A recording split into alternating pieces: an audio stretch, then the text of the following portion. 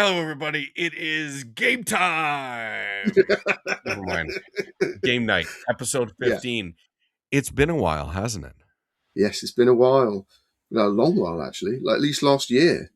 Well, since you've been on, it's been quite a while. Our last episode goes all the way back to May, and that was with Erik, who you do Right. not see with us right now, but we'll get to that in just a moment. I am your host, Jason Rose, and with me is Ollie Barder. Hello. all the way from the land of the rising sun. He got up Yes. bright and early to join me. I'm in the evening in Canada. Ollie's in the morning in Yep. Japan. And how is Japan right now? How was New Year's? How was everything? Cold. Surprisingly cold. Everything's Where are going you? fine. Are you northern Japan? No. I'm in Tokyo, so that's why it's surprising Oh, because you're right in normally Tokyo. Okay. winter here normally doesn't tend to be that cold, but this year is cold. And we're dealing with lots of bear attacks all over sort of Japan, which is like what I did not have on my natural disaster bingo card was bear attacks. I'm Bear prepared for like attacks earthquakes, bear in the attacks. city. So not quite in Tokyo, but like I mean they're happening in like edges of Saitama, which is like one of the districts like adjacent to Tokyo. But basically anywhere that kind of intersects with like woods. Of course. And the actual reasons for this is kind of multifaceted, but the main one that I think is because of the aging population. The hunters that normally cull the bears if they get too close, they're mostly in their 90s now, and there's not a younger Okay. generation to kind of protect, the area. Because in some areas, bear meat is eaten. So, Yep. and other people are saying it's global warming, or that people are, disturbing their food supply. But to be honest, it's not really happening in the extent and widespread nature that the fact that bears are now just kind of quite aggressively coming in. I mean, people have been killed. It's like actually a Oh, problem. really? So What kind of bears are these? they're not grizzlies, so they're a lot smaller. They're like a really big dog, but they're really fast. I've seen it. Like, do you know what they're called? Like, from what I understand, they're very aggressive. Yeah, they can be. They can be very aggressive, and they're normally vegetarian, so they normally only eat berries or acorns. But they've now eating man flesh, so it's kind of. Looks like meat's back on the menu, boys. Yeah, so at the moment there's a lot of, and also because of this, again, an aging population, and a lot of Japanese houses are kind of in rural Japan are wooden, and they've got like paper covering the doors. It's not Yeah. really like a secure environment, and they just literally just rock on into the house and just kill who's ever inside. So it's been a genuine problem. That was towards the end of last year, but it's been ongoing for a while now. And everyone's like saying, "Oh, people shouldn't worry about an aging population," but there's going to be lots of like unintended consequences and knock-ons from that, which people aren't really Well, there you have prepared it. for. So, but yeah, that's basically last year. Most of the news was that, and we got a new prime minister, Yes. which is interesting. And you guys are going to have an election soon Yes, so she's going to do a snap election. I think because her I think favorability is extremely high. yes, I think the reason that's happening is because she's, I think, Japan's first female prime minister, and there are quite a few high-ranking cabinet positions that are also filled by women, and a lot of the old school guys in Japan are not happy about that. So, because she wasn't elected in, she's getting a lot of crap from those people. This is what people are thinking, and she's basically doing a snap election to shut them up, and also to consolidate the power of the LDP because they're kind of a bit of a been since Abe was assassinated. I mean, this is the other thing is that people don't really understand what's been happening in Japan politically for like the past 2-3 years because the reason Abe was assassinated was because he was tied to basically a corrupt religious group that was basically stealing money from people. And that kind of came out because he was assassinated because the guy who killed him, who made his own homemade shotgun, explained to the police and publicly it was because my mother was hoodwinked by this religious cult which was supported by Abe and all of his other cronies within the LDP. And then they had this other scandal, which was called Partygate, which was they had all these kind of parties with, religious, not religious, but political sort of fundraising events, and they would sell tickets, but the tickets were like unbelievably expensive, and that all got out, and everybody, that's one thing that I find really interesting about Japan is that if somebody does something that's regarded as being wrong or unfair, like it's like universally condemned in a way that you don't see sort of internationally. And Yeah, so Western's basically, very partisan. right. And because of that, we've had like about 4 or 5 prime ministers since Abe. Um, and yeah, so Takaichi is like the new one, and she's kind of a lot more sensible than the others. And the people that she's hired in seem to be very good. She's also getting stuff done.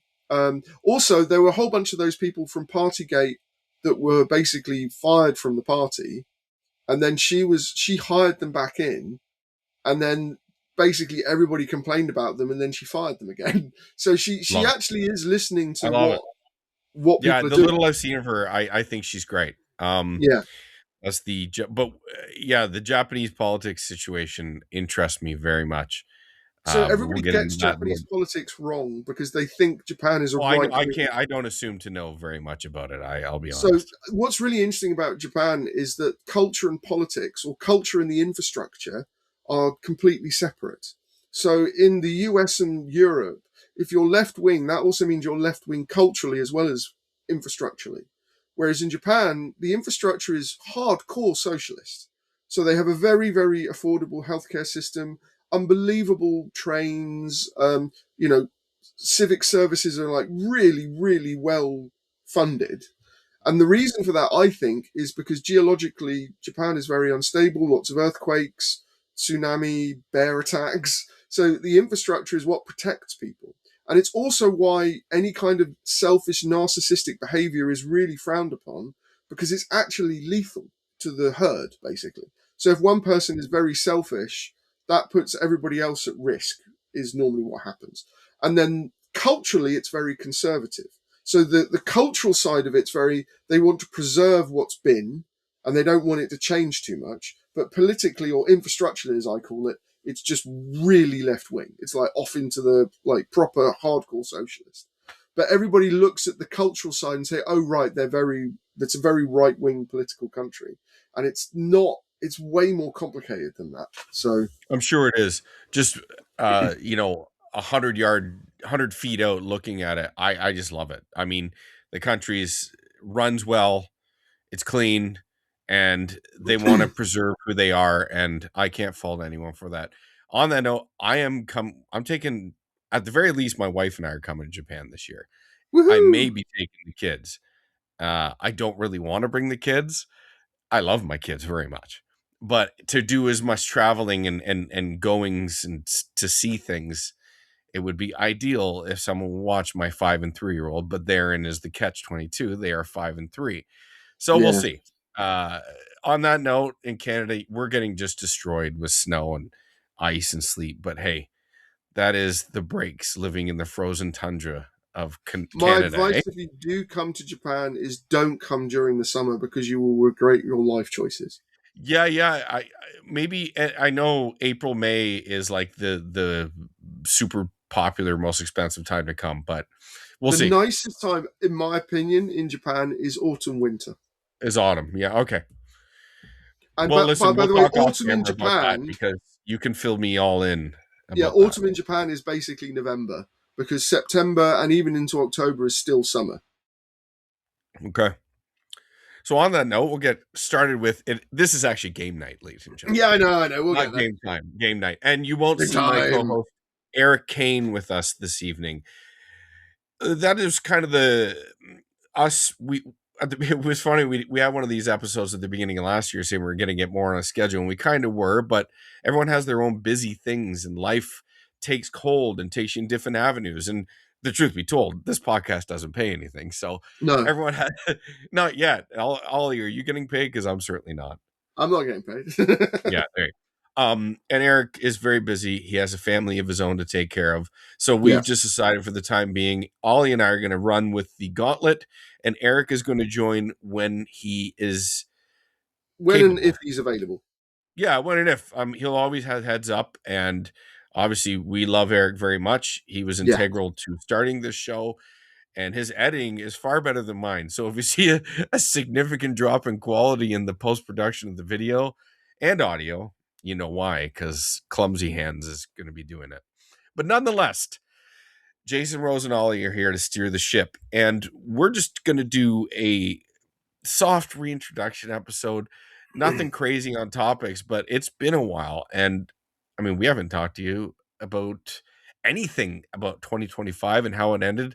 Let's keep it lighthearted with some video games, Ollie. What did you think about 2025? How did that year land for you, video game wise? Did you Well, love I it? mean, there were lots of great stuff actually.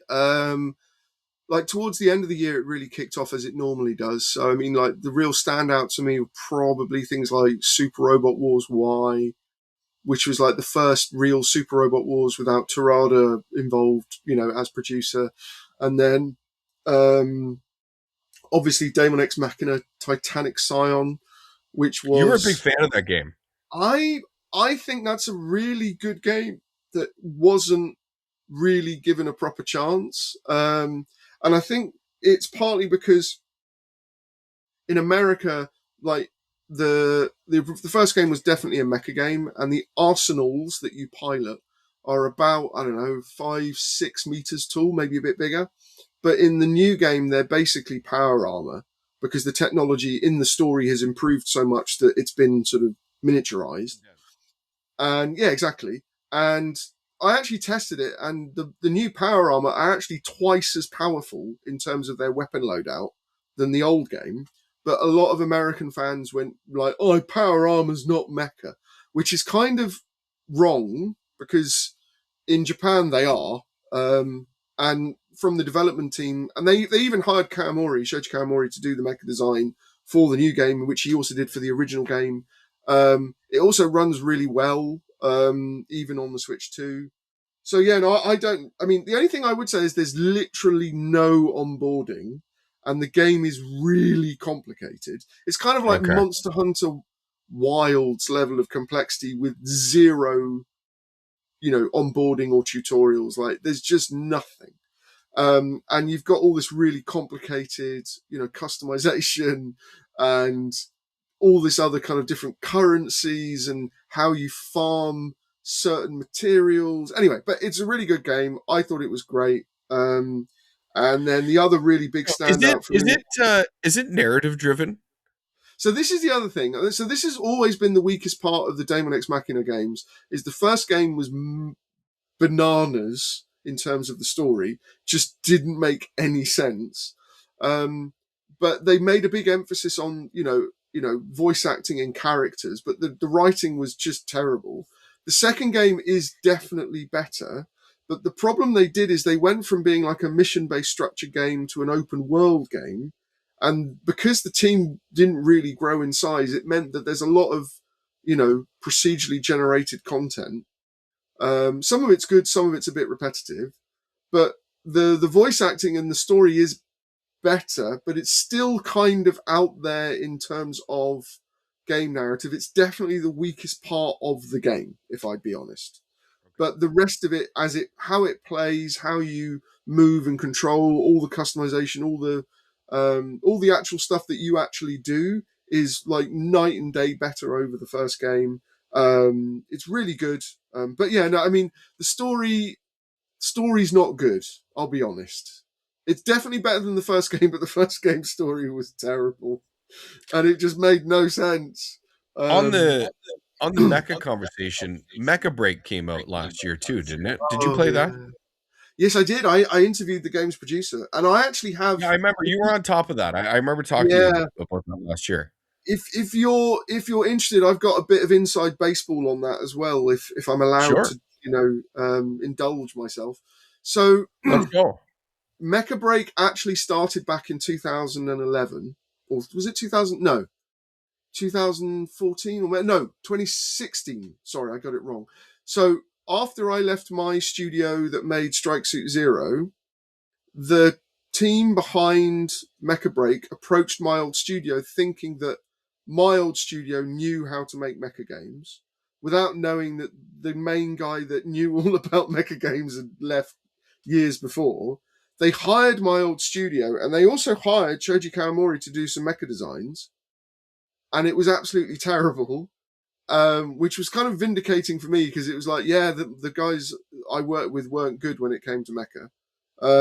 And that was then the birth of them taking everything in house and making their own shooter, basically, which I Okay. think they did the right decision. However, the types of the mecha design and the speed of the gameplay is really, really, really Asian. So the mecha are kind of very heroic. They're stylized in a very Chinese way, obviously. Even though they've hired Japanese mecha designers, like really famous ones, the mecha all look kind of, quite homogenous. And the gameplay is super, super, super fast and twitchy. And when I played it, I think TGS 2 years ago, I was going, this is going to be, I think, popular in Asia, but no one's going to want to play this in the US. And basically, I've been proven right in terms of basically the active player base. It's just on Steam, it's kind of dying, basically. And Steam Yeah, is like mainly, I know it was coming, but like around release, I heard absolutely nothing.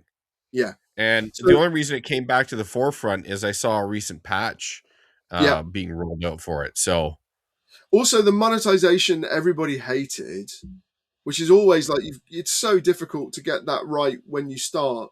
And I always think you should always be overly cautious with monetization when you start a new service game and focus primarily on cosmetics.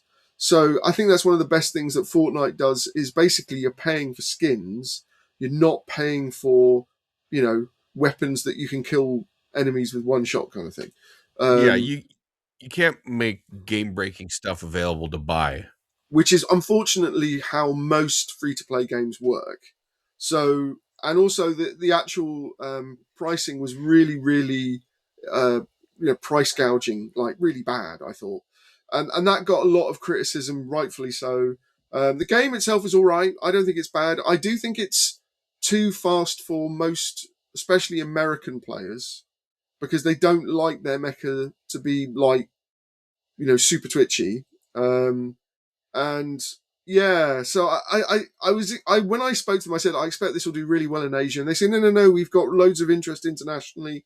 And when they released it, there was like basically no promotion in the US, quite a lot of promotion in Japan, which was a bit of a weird choice because they launched on PC and Xbox, which is like two platforms that people in Japan don't really play.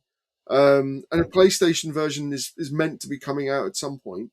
I mean, I don't want games necessarily to fail, and especially not a new mecha game. But yeah, I was not expecting it to do gangbusters. The only game that I thought that was genuinely terrible at launch and deserved to die a horrible, horrible death was Gundam Evolution, and because that was basically Gundam meets Overwatch, which is completely, completely wrong. And yeah, it just died. It just died. It was just appalling, and it just wasn't good. I was kind of won over a little bit initially, but then I realized no, this is just wrong. And then the monetization for that was terrible. And again, Bandai Namco really don't understand how to kind of leverage Gundam when it comes to games. Like all the major successes for every Gundam franchise that's gaming has always come from an external studio. It's never come from an internal developer. Anyway, Yeah. but so yeah, Mecha Break. I played it a lot. Thought it was okay, but yeah, this is one of those things that, as someone that plays a lot of Japanese mecha games, I'm used to those kind of games. But I think for most people that want to play a mecha game, they're not going to enjoy it, and that's kind of been proven out in terms of the active player base, basically. If you could make like three recommendations of the best mecha games of the current gen, go. Ah. Give it like, um, accessible narrative. I don't know, multiplayer, whatever. Oh my Just god! I mean, what you Armored think Core off 6. your I head. would recommend Armored Core 6. I think that's a good Okay. one. But I do feel that the speed of the game is too fast, and the fact that you have all four triggers for firing weapons is insane for most people. I also think the first level in that game is incredibly stupid because in Souls games, you know that thing in Souls where you have like the introductory level and you fight a And boss you're and the supposed to boss is die. like so much more powerful than you, Yeah. and he slaps you around the face and you're dead. But the Yeah. game lets you progress, right? You then kind of get reborn as like a soul or Yeah, whatever. you don't go back to that area generally. It's Right. just an What area they to did beat the for shit out of you. Right, but for Armored Core 6, the opening level is like a really long. It's got a really long opening cutscene, really long kind of. It's a big long mission, and then you fight this enormous helicopter at the end, which can basically like one shot kill you or kill you really quickly. And the problem is you can't progress past that. You have to kill the helicopter, and they lost, I think, probably a couple of million players from that alone. Just because Did most they people patch went, it? they patched it and made it easier. So this is the thing: is they did patch it and make it easier. They also there was like the first chapter end boss, which is called Balteus, um, was ridiculously difficult as well because you couldn't have any of the good weapons that you could actually. At that point in the story, the shop hadn't unlocked any of the really decent weapons that Yeah, could of take you course. out. So it was much harder than it would be when you went back with proper weapons. They patched that, and I think they patched the helicopter. But yeah, no, I think I would recommend Armored Core 6, but um, the helicopter opening level, just stick with it. There are lots of guides on YouTube, including one of mine, where I show people how to take it down relatively easily. But to be honest, that was, I think, a really big mistake. But I would still recommend it. It's got a very good story. The voice acting is superb. It's probably the first decently translated Armored Core game in English, thanks to Frog Nation, who do all the Souls games. They're British as well, that localization company. So Armored Core 6, but Goddamn that's Brits. from like 2023. I would recommend Daemon X Machina Titanic Scion, but it's you just have to stick with it. Super Robot Wars 30, Super Robot Wars T, and maybe Super Robot Wars Y. I really liked SD Gundam Battle Alliance. I thought that was really good. And that was another game that had really terrible balancing at launch, and they had to patch that. That's also on PC. I also think it's a generation back, but you can still play it on PS5. Gundam Extreme versus Maxi Boost On. That is superbly good. That is a multiplayer arena combat thoroughbred that should be at every single Evo. That I would recommend. Um, I think that's about it, really. Like of I love it. modern I games. love listening to Ollie geek out about mecha games. Can you tell he really likes them or no? So I mean, anyway, from the background, yeah. I mean, yes, it's, if you it's like me, yeah. I mean, I talking of like Gundam, I got my God Gundam metal build. look at that So that all day. costs more than uh, a Switch, right? So for If you one guys toy, are just listening, he is showing off his Gundam toys. I yeah. listen. I'm No, not judging. interestingly, I have myriad behind me. I won't start busting them out, but yeah, but interestingly, in America, they had to change the name from God Gundam to Burning Gundam. oh, of course, So of but I course. call it the God Gundam because that's what it's called. Anyway, but I I got that love recently. I love that shit in anime. Like, it's god level speed or god level power. Like, I mean, it's just, it doesn't have to have a religious overtone. It's just, you know what I mean? The sound of it just sounds awesome. Let it happen. So the reason why that happened, and this, I mean, I'll be really quick, but the reason why that happened is when they released Gundam Wing back at the early 2000s, one of the mecha in that is called the Death Scythe Hell.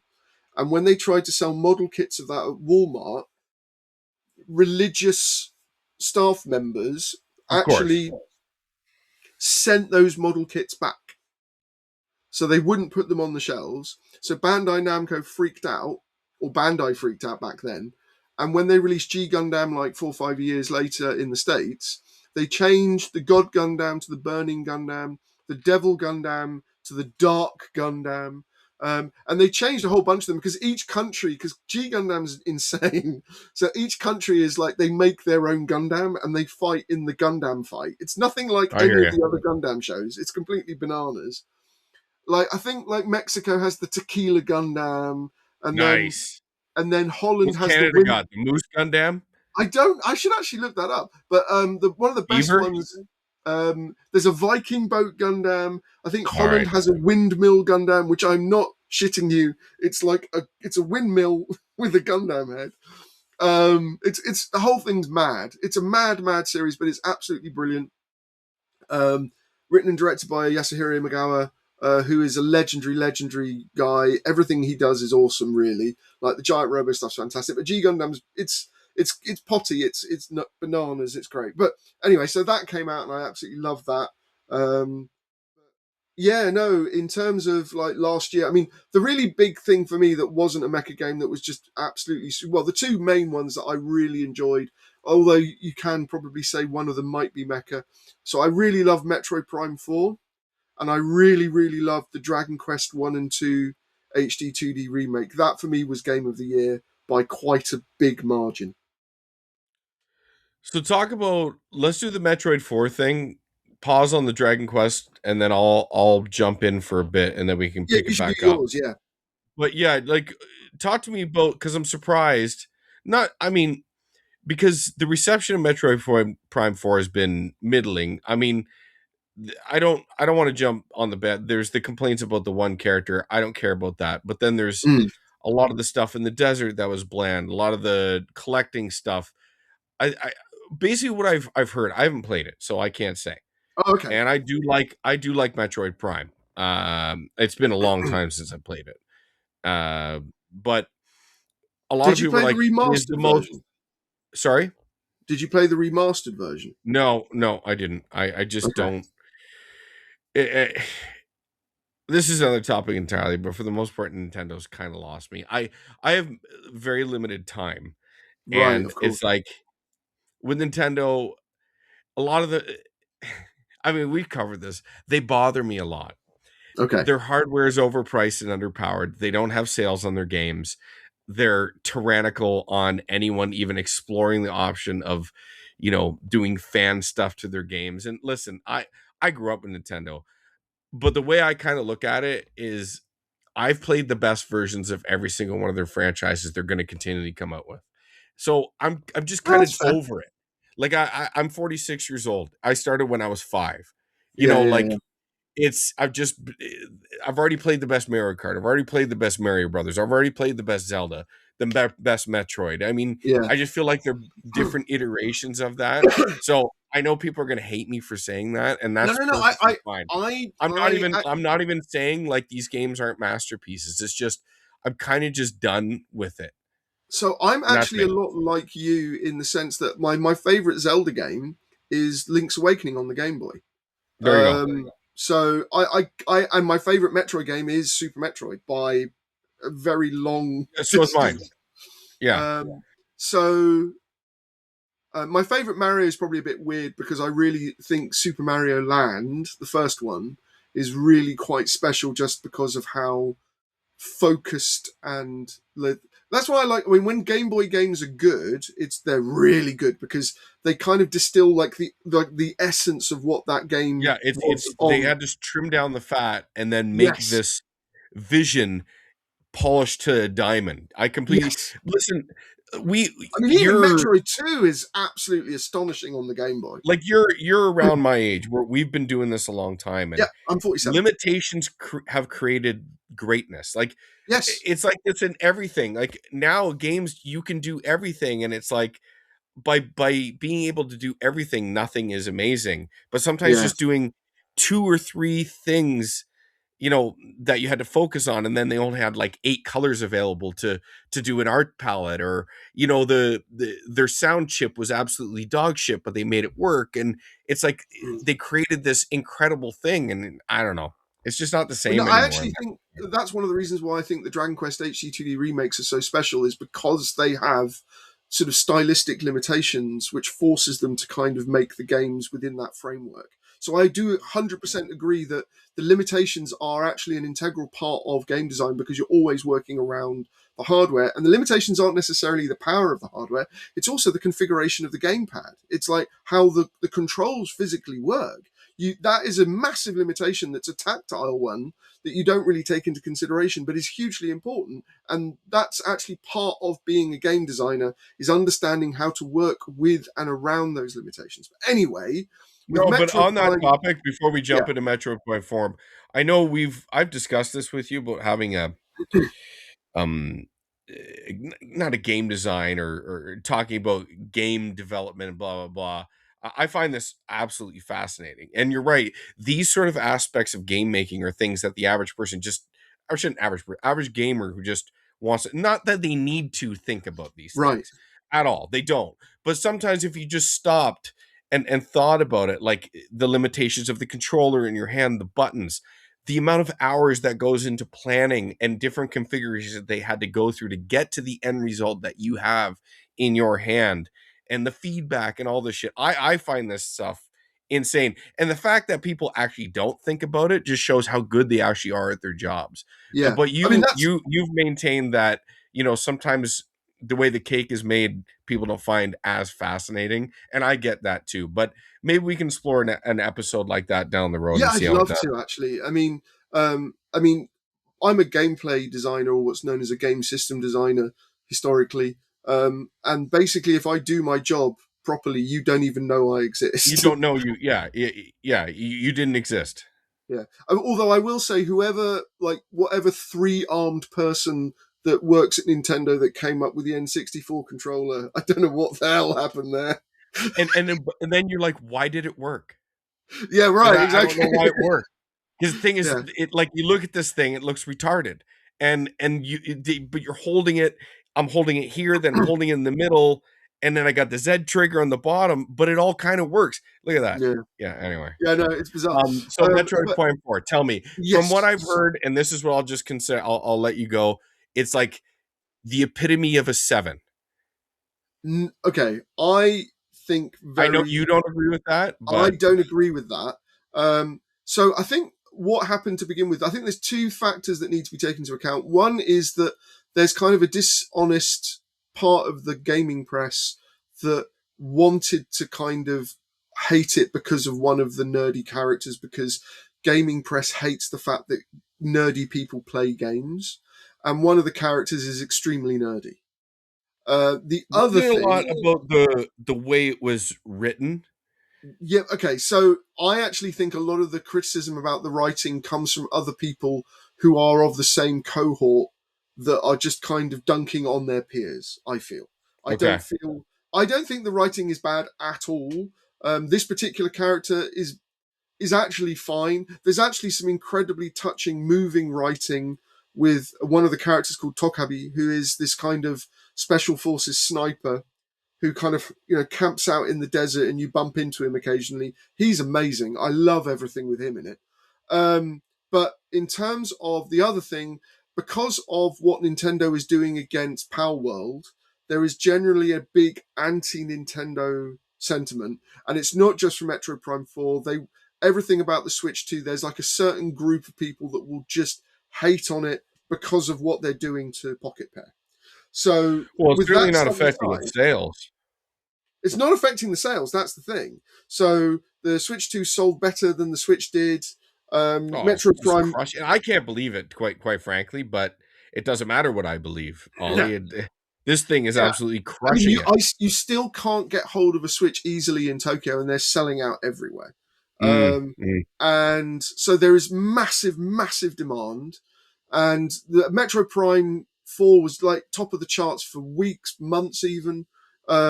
So it's been a popular game. It's sold a lot, basically. That's surprising because historically, Metroid is not like a big selling game for So the Nintendo. It's Metroid it's Prime. like the critical reception and perception is far greater than the actual reality of the commercial success, and which is So I weird think because a lot of the Nintendo franchises, like even if they're new, whether they're Pikmin, they just explode with sales, and you're like, how does this happen? This thing sold 12 million copies. Yet you look at Metroid, which is this long-standing franchise, and the sales are relatively pitiful comparatively. Yes. So I think I've just lost a bit. Anyway. That's okay. No, anyway, I'll fix that later. But so no, basically, it's sold a good couple of million. The Metro Prime games tend to sell couple of million. I think the budget for Prime 4 might have been rather large, so I don't know how if it'll make its money back. Well, But it was in it is, development a long time. yeah. But the thing is it got restarted, and I'm not sure how big the team was. So I mean, I know that Armored Core was in development from Armored Core 6 was in development from 2016, and it was released in 2023. And I know that it only really started proper game development in around about 2020. So there was like a 4 year like skeleton team. So that massively affects the budget. So I think with Prime 4 they went down various different routes and it changed a few times. And then I think for the final push, it's a couple of years, I think. But you look at the credits, and the credits just are enormous. So it would have cost a fortune to make. It is Well, an they can open afford. world game, technically speaking. Anyway, so I'll get onto the game. I think the game is good. The thing that's so I loved Metro Prime. I love those three games. The remastered Metro Prime 1, I would strongly recommend you play it. If you don't play anything else on the Switch, that is one of the best games, bar none. It's probably the best remake I've ever played of any game ever. It is really impressive. So, and the level design in Metro Prime 1 was really clever, and it's you're kind of got really gnarly sort of three-dimensional like twisting level design, and everything's kind of interconnected in like quite distinct environments. What's different about Prime is you have like 4 or 5 kind of levels or areas that you go to, and then you've got this desert hub in the middle, and then you have this bike which you can use to like cross the desert and some of the other parts of the levels. The level design is, I would say, generally flatter. It doesn't kind of spiral upwards in 3 dimensions, but it's still involved. I actually think the item collection is even. So, one of the things that in the old Metro Prime 1 and 2, you could always hear when there was a power up nearby. So you would go, okay, where's the power up? I can hear it, Mm-hmm. right? Mm-hmm. So I used to turn the music right. So when I went on the treasure hunt at the end of the game, I would turn the music right down and just listen for. I'd go through every single room and listen to if I could hear something. And you would normally find a power up that way. But in 3, they had like a map that would tell you how many areas would have a power up. In this one, they have these little. So right towards the end of the game, you get like an electrical shocker beam, thunder beam, and that can reactivate old machinery. And you have these little kind of sonic bots, and you shoot like a burst of electricity into it. It wakes up, jumps up, and then does like a pulse, and then it then feeds back all that information back to your map, and it tells you where all the power ups are. So I think that's a really lovely way of kind of um, removing a lot of the kind of the meaningless grind. And it doesn't necessarily mean that just because you know where the power up is doesn't mean it's easy to get to. And there's normally like a thing that you've got to figure out. How am I going to get up there? What's all this other thing? So it's Yeah, it's still not like really just interesting. drive there, get it, drive to the next one, Yes, get it. yes. It's like there's Um, something, it's just showing you that there's something else tied up. I mean, Nintendo isn't going to just let you do a no, collectathon. but That's I not the way mean, they develop games. so I would say the level design isn't as good as Metro Prime 1, but it's still exceptionally good.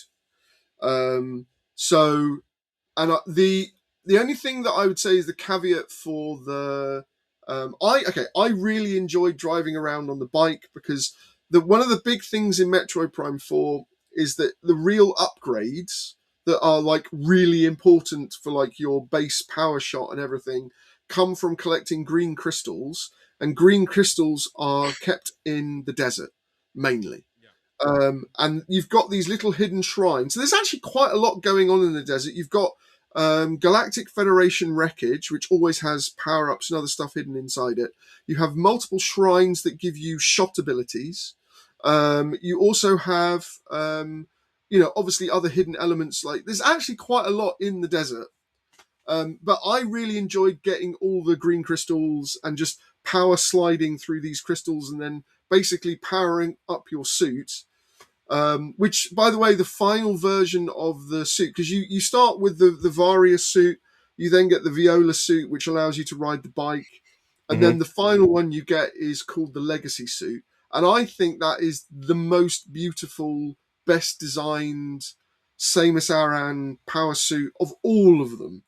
Okay. And I loved the light suit in Metro Prime 2 Echoes. That up until then, that was my favorite suit actually. And this is kind of another level better actually. And it looks gorgeous. It's got this really clever sort of like blue shimmering effect that I don't know how they've done it with the normal maps. It's just an astonishing piece of artwork. The level, I mean, the enemy designs kind of really interesting. It's kind of got a bit of an Aliens vibe to it because you're constantly fighting these grievers, which are really quite scary, actually. But no, I absolutely loved it. The level design is incredibly well done. It's nowhere near as good as Prime 1, but to be honest, nothing else. So Metro Prime 1 and 2 are kind of like the pinnacle of 3D level design as far as I'm concerned. This is like a notch below that, but still incredibly good. The voice acting is really nicely done. The characters are nicely done. The story's really good. I liked it. I thought it was really interesting. It's clearly the setup for a new Metroid Prime trilogy, with this being the first part. I mean, obviously, That'll take graphically, especially 15 on the years. Switch. Yeah, right. Especially on the Switch 2, it is, graphically a masterclass, not only in terms of optimization, but also just like art direction and design. Really impressive. Um, all of it, I really enjoyed the bike. The only thing that I would say that I thought was a bit stupid was that there's music that you can play while you're on the bike, but I think you need an amiibo to unlock it. Yeah, Which they do these things. It's not the first time they've done it.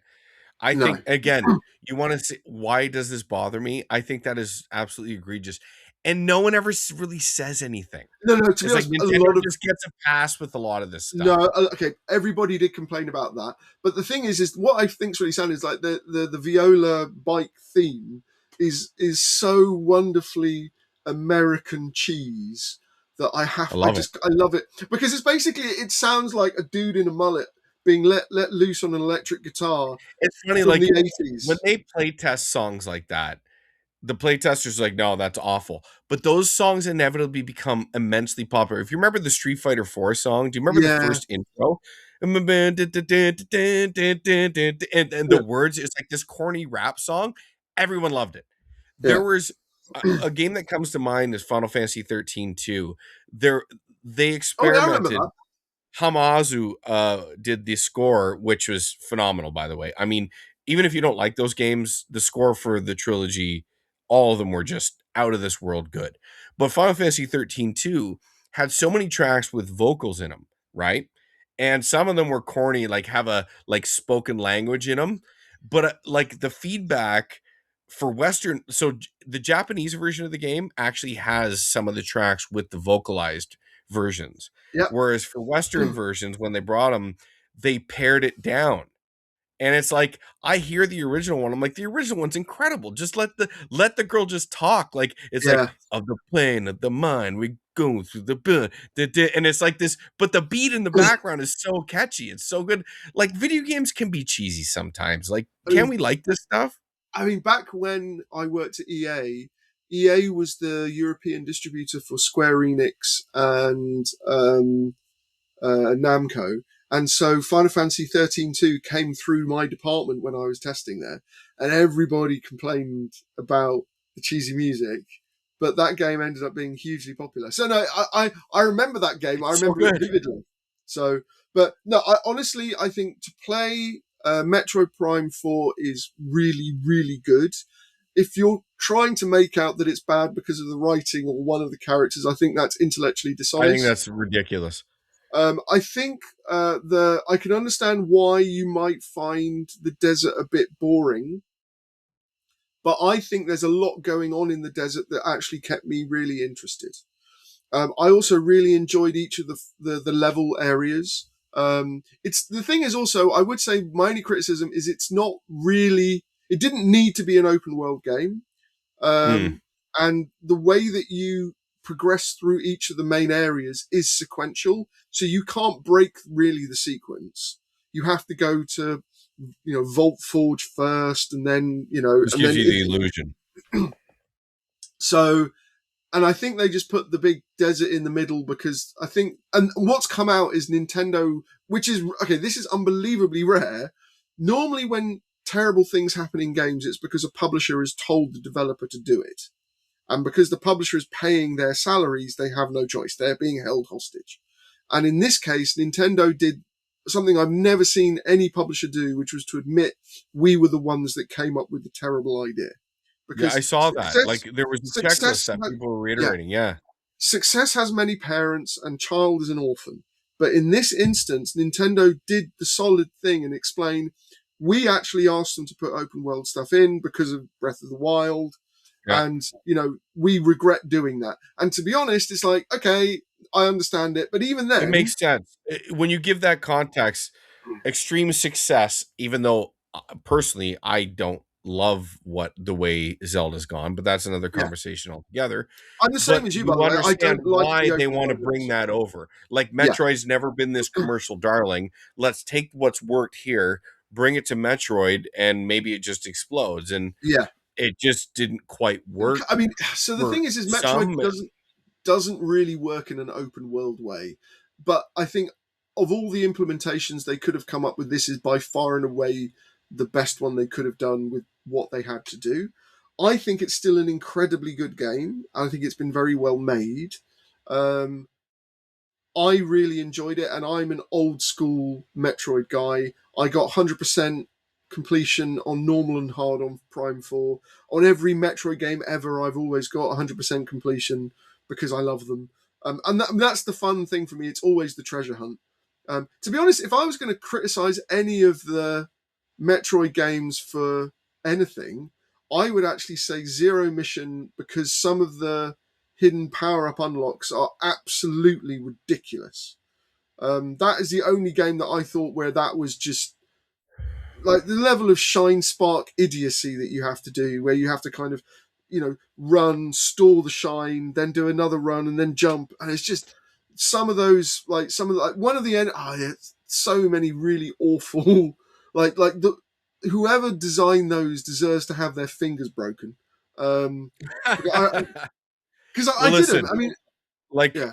this sounds you've kind of changed my mind in terms of feedback for Metroid Prime 4. I mean, I it was tepid, and it seemed a lot of people weren't like a lot of people are huge fans are like, this isn't I'm a what huge fan exactly of we wanted. Metroid, But and I think a lot of that criticism was not genuine. And I all think right, well, they're, I trust your opinion, and yeah, when I do get I could get a Switch 2 tomorrow. I just don't. But when I do, I'll play it because you yeah, recommended it, Ollie. I trust you yeah. I that mean, much. my advice is I you don't know if don't. it's the accent that sells it to Yeah, me, yeah, yeah. or your But, wonderful experience in game design that sells it to me, but it could I be mean, either to be one. honest, I think it is genuinely a good game. My only advice to anyone playing it is you need to farm the hell out of the green crystals as early as possible because that Yeah, makes I a did hear that. huge Oh, they difference. yeah. But I also wouldn't bother playing the game on hard. It's perfectly fine on normal. I played it on hard because I just really enjoyed it. But I think the game is really good on normal. Getting unlocks everything on normal. Oh, there's also one extra thing right at the very, very, very, very end of the game, but it's not a spoiler. If you agree to go and do the final mission, it locks you into that chain of events, and you Yeah. can't get out of it, which was a bit of a surprise for me. So that's if I'm going to criticize anything in the game that annoyed me, that annoyed me. Um, but the rest of it is just so well made. It is such a genuinely good game.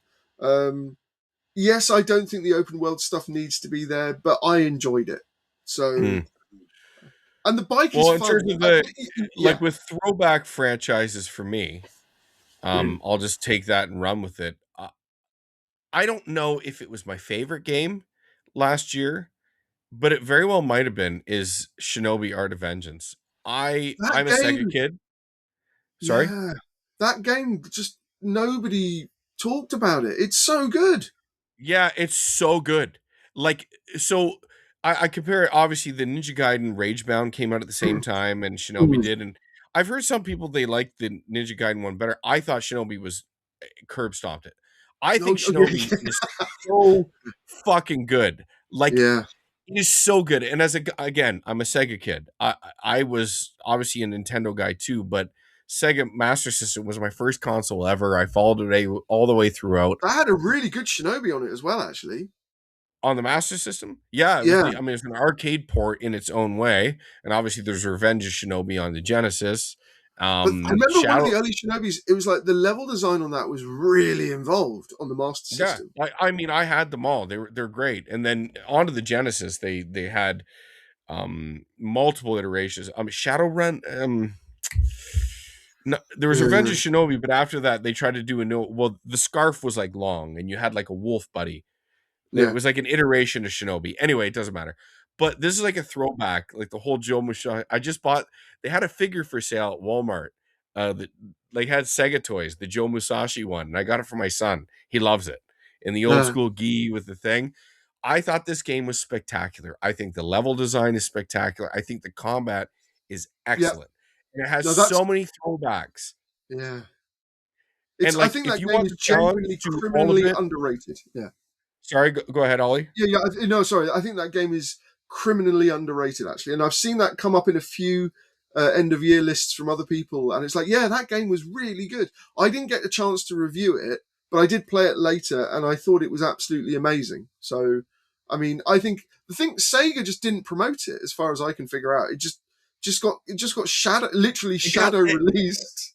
I think if I was to surmise the way, I mean, it's been like this for years now, but 2025, it's like I look at video game releases and I'm like, gaming is so good right now, and there's so many games that come out.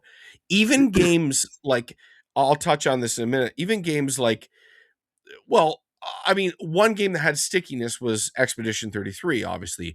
But Yeah. like, even a game like Hollow Knight Silk Song, a Oh game god, that yeah. was so anticipated, like, it didn't really have that resonance that it would have been like 6, 7 years ago. Like, it's just Yeah. not the same. Things move so quick now. I think. I mean, if one of my best friends like disappeared for months playing Silksong, Yeah. so and that game is It's not a superb. it's not a commentary on the quality of the game. It's just I just think there's so many games, and if you're not just firing on all cylinders, like, I don't know what Shinobi It, sold. it's it's all to do with promotion, and it's all to do with how much you spend on it. And most games, a lot of publishers haven't caught up with the fact. So the other problem is a lot of publishers, as I keep on mentioning in the past, they've spent a lot of money on AAA, so they're now having to pay back the people they got the loans to do that with. Which is why we're still seeing layoffs in 2026 at Ubisoft. But because of that, the money that would have been spent on promotion, just they have no money. So I Yeah. feel there are a lot of games that have, like Daemon X Machina is another great example. It's like that should have had a much, much, much bigger promotion budget for the type of game it was, and it had nothing. I mean, like literally nothing. Mecha Break, another one. I mean, literally, like a lot of stuff that's come across my desk. It's been like I've done my best to kind of say this is a good game. You should check it out. But to be honest, yeah, you need to spend serious amount of money on promotion. I think that's true for Silk Song, although I did think it did sell quite well. Oh yeah, but I Expedition, mean, that's a game that it didn't matter what they did. They had right? their audience, and Shadow, whether it was a 3-4 month release window, or they went like within a month, like it didn't matter. But Yeah, that's a whole other conversation. But I just use it like there was thousands of games that came out last year, and it's yeah, like, unless you were just hitting it, I don't know. But all I can speak ultimately, I don't care. I don't care what game. I mean, I do because I want people to play good games, Mm, but insofar I have no stake in the game in terms of what sells. I'll just enjoy what I enjoy. And all right. I can tell you is Shinobi is just fucking fantastic. I think it's great. I bought limited run games who I'm not a big advocate for at all, but they do get a hold of some of these things that I really want. They have like the special edition that I already got the game, but then all the shit comes after. Like Yeah, him like the him on the surfboard. That's like the like the figure that comes. So I got that coming this year. But yeah, I mean, play Shinobi Art of Vengeance. I what else can I it's say? amazing. It is amazing. I did absolutely everything in the game. I didn't platinum it on PlayStation just because you got to like complete the game in like a time threshold, and I wasn't really willing to do that, but I did everything else. Mm. Loved it very much. Can't recommend it highly enough. What else did you I play that you really liked apart from Art of Shinobi? let's see here. So obviously it's Expedition 33, but I'm just gonna I actually platinumed Final Fantasy Tactics: The Evilise Chronicles, Oh which wow! was don't ask me why I did it, Ollie, because the grind to you have to like Yeah, master all the I gods, know. which is ridiculous. Like I don't know why I did it. I love the game so much, and I Just out of hadn't. curiosity, which when you platinum it, can you platinum it on the original PlayStation version, or do you have to do the HD one? Yeah, there's no platinums on the. So sorry, say that again. So because there are two versions of Evilist Chronicles. So you have the HD remake, right? And then you Yeah. can also play the original classic version. Yes, so no trophies are attached for the original. If you Okay. played the original version, because when you load it up, you can choose which one, Because right? I The never new pay HD attention to version. trophies, right? So I Yeah, played a through lot of it, people I don't. finished it, It's but frivolous to most.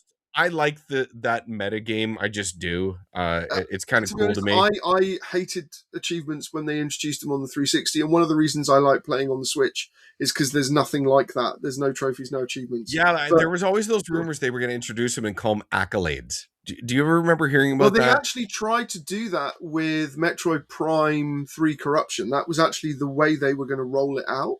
And then basically it didn't get any traction, so they didn't do I it. think it's a good Um, decision for Nintendo. As no, I and do. I'm saying that as someone who would thoroughly enjoy them, and Yeah, actually, it might get me to delve in, like that right. sort of thing. But I think it's good for them to keep their experiment experiences how they want them, and not try Yeah. to chase something So I mean, else. But the only yeah, I almost never platinum trophy games because I'm not interested in the trophies and I don't even pay attention to them when I unlock them. So that's the reason why I asked is because I even though I finished and reviewed the Evilist Chronicles and thought it was astoundingly good, I much preferred playing the classic version over the HD one. really, Yeah. so before I go, why? What was it? I think there was some like little changes to how everything moved and felt. I can't remember the actual There details. definitely is. So I can't remember. I mean, I wrote up why in my review, but I definitely enjoyed the classic one because that one kind of felt more strategic somehow, and it was. I need to They recheck my streamline the review. HD stuff, but I mean, Yeah, in the HD, you get the better translation. They iron out some of the stuff that was missing. I don't know. I remember playing the original, and I loaded it up. I'm like, oh yeah, this is how it felt then. But I remember yeah. in the moment, like when you played it, when did it come out? What year? I'm Oh trying to God, think. Like 20 years 97, ago. 98. Yeah, I might. Yes, it would have been. It would have been about then. Yeah, Yeah, it's about that because I remember I went to college in '99 and I had it. Honestly, because Final Fantasy was '97, Final Fantasy 7. Did it come out the same year as yeah. It was Tactics? 97. It was 97. It is 97. It is. Yeah. Yeah, weird. Wow, so long ago. Holy Christ. So let me check why Um, I didn't like it because I actually did write it up. okay, well let me go. But Yeah, yeah, yeah, I platinumed it. I thought it was great. I love the addition of the voice acting. I thought it was extremely well done. Some of it was a little wordy, but that's not a critique. It's just I do think the story and narrative yeah. lended No, no. itself to be Yeah, that you're right. way. That was it. So yeah, I remember it. No, I remember now. Basically, it was just the original game is much more. it's more brutal. Basically, it's like you Hmm. really have Hmm. to think incredibly carefully. Um, that's what I remember of the PlayStation version when I played it originally in Japanese. Well, you Um, could lock yourself in, like, there's that yes, one Wheatgrass fight. If you're not in the original game, like if you yeah, saved before, it was like a three-stage fight. yeah, And if you save before the last stage where it's a one-on-one with Ramza and Wheatgrass, sorry for the spoilers. It doesn't matter. I'm not really. If you saved before that and didn't have the proper loadout, or you just didn't level enough jobs or certain capacities, you weren't going to win, and you could basically not progress like in the original yes, game. It just didn't work like that. Where yes, that's absurd. But again, these are the things we used to have to deal with as old school gamers. Like, yeah. all those old games had these quirks. Like, you would just get completely fucked if you Yeah, you you get. saved Well, the the thing wrong is, I mean, spot. that's one of the things that I liked about that was that you could literally paint yourself into a corner, and then you'd go fuck, and then you'd have to go back and redo everything again. Oh, but So dude, like, I to jump kind of, back like 25, 30 hours, it hurts. It hurts so bad. I mean, so that's It's one thing if back it when was I a, played a it. vertical shooter that it took me 20 minutes to get to the third level. It's another thing if it's a 30-hour game, you know what I mean? Yeah, so but I preferred. So I played the HD version, but I went back and played the classic one. And of the two, I preferred the classic. But I Hmm. still think the HD remaster is really, really, really well done. Well, you're a But gigantic weirdo. yeah. But I also, But like, yeah, I love the HD I mean, this is one of my favorite games ever.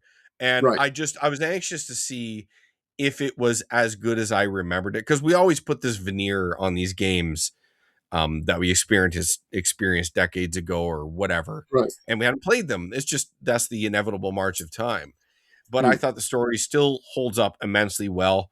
Yep, Um, I will say, in retrospect, after playing it, the limitations of your party size bothers me. A lot of characters get left behind.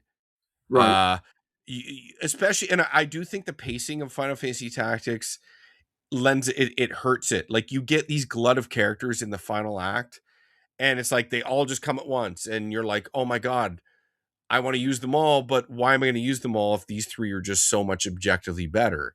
At least they made, like, Cloud better this time. He was not at level 1 right off the gates, and you could get a better version of his sword. But it also bothered me. The one thing that did bother me about this too is that it's not like War of the Lions came out on the PSP, and there's all these additions that they cut, and they said it's because they lost the script or the original source code. I'm like, the PSP version was right there. That's a bullshit excuse for me. Why wasn't the Dark Knight there? Why wasn't the Onion Knight job there? It's just a silly thing to cut. And I don't know, even if they would have sold, like, I would have been pissed off, and it would have pissed a lot of people off if they did this. But if they Right. sold it for $5 in addition to that game, I 100% would have bought it. You know what I Yeah. mean? And I just don't know why you're going to call yourself the definitive version and cut these extra things that came in the PSP version. And there was other omissions too. Yeah. But There were, ultimately, sorry, go ahead. yeah, there were. I mean, there was. That's why I kind of like the classic version. Well, the classic version doesn't have some of the War of the Lions stuff either. No, but No, I see, like the that's what I fact that mean. it hasn't been messed with, even though the thing Okay, is, I'm fair playing in enough. Japanese, so I'm kind of a purist in a lot of things. Like I always prefer, like so with like Zelda Link's Awakening, I much prefer the original Game Boy one rather than the DX one that was in color. I think Mm, that's an abomination. So I'm like super purist when it comes to stuff. So I don't like it when old games get changed, with some very very rare exceptions. Um, okay. but Yeah, generally we speaking, differ on that. Like, I welcome a remaster and a it retouching depends if up. it's. So I've played so But many it can bad. go to awry. Don't get me wrong. They're not all like, it's not a catch 22. They're all So like I think awesome. things like Demon Souls, that I think is better than the original, the PS5 And it's version. funny because that's the one people point to. Like, they hate the artistic change. I'm like, you guys are fucked. This game is so much better. It runs like, go back and play the original. It runs like absolute dog shit.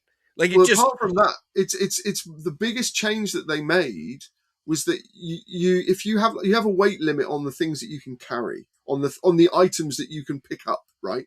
And the Yeah. problem that had on the PlayStation 3 version was that all of the stones that you have to collect to upgrade your weapons Yeah, yeah. basically meant if you didn't have enough storage space, you could find a stone that could upgrade your weapon, but you couldn't use it, which was And absolutely the insane. drop rate on like like the top version, Yeah, it like was insane. I It think was it was the insane. original, like the blade stone or something was No, like that's still terrible. That 1%. no, that they didn't change. That's still terrible. But the what they did differently was that if you were over capacity on carrying items, it would send it back to the Nexus. And so Yes. what that did was it opened up all of the exploration and all of the weapon upgrades for to actually be Yeah, you didn't feel useful. like you And got to a certain part and you had to tell it you didn't want to go too far. Like it hampers exploration. That's a game yes, design thing, right? but also it meant that you couldn't improve your weapons, which makes a huge difference on Oh yeah. tackling. So basically, one of the best game weapons in that game is the Crescent Falcon or Falchion or however you want to pronounce it, and that basically it replenishes your magic, and it also does a mixed slash and magic damage, and most enemies in the game are vulnerable to magic. So you've got a sword there that can just absolutely devastate them if you upgrade it enough. And I think on your first playthrough, you can get to like, I think the max is +5, and I think you can get to about +4 or maybe +3. But on your first playthrough, that turns that sword, for one of the many swords you can use, into something incredibly useful and actually makes combat really. It makes it a lot fairer, basically. Anyway, so Yeah. that's one of the few examples. I'm ignoring all of the graphics. I'm only talking about what happens to the game. Yeah, And quality of that, life I stuff. think, yes. But that's like one of the few ones that I think is actually made the game And I'm with you infinitely because the better. original Demon Souls, it's funny because no one knew about this game when it came Yeah, out, and I'll get back on topic in a minute. But no one knew about this game. I did because I'm ridiculous and I pay attention to this. I'm like, this game seems like one of the games I used to play when I grew up, and I jumped in and I was like, holy Christ, this game is really hard, and it is so. It's funny, like even though I grew up with those games at the time, I was like, I don't even know if I want to go back and play things like this anymore. Like it right. was such a throwback. But then when it got to the performance and stuff, and I know even the PS3 360 version or era had performance problems through and through. But that was just a next level. Like we're Yeah. talking single digit frame rates in certain capacity. And I'm like, I just can't do this. Like I'm I not going to think do this. Dark Souls was the worst.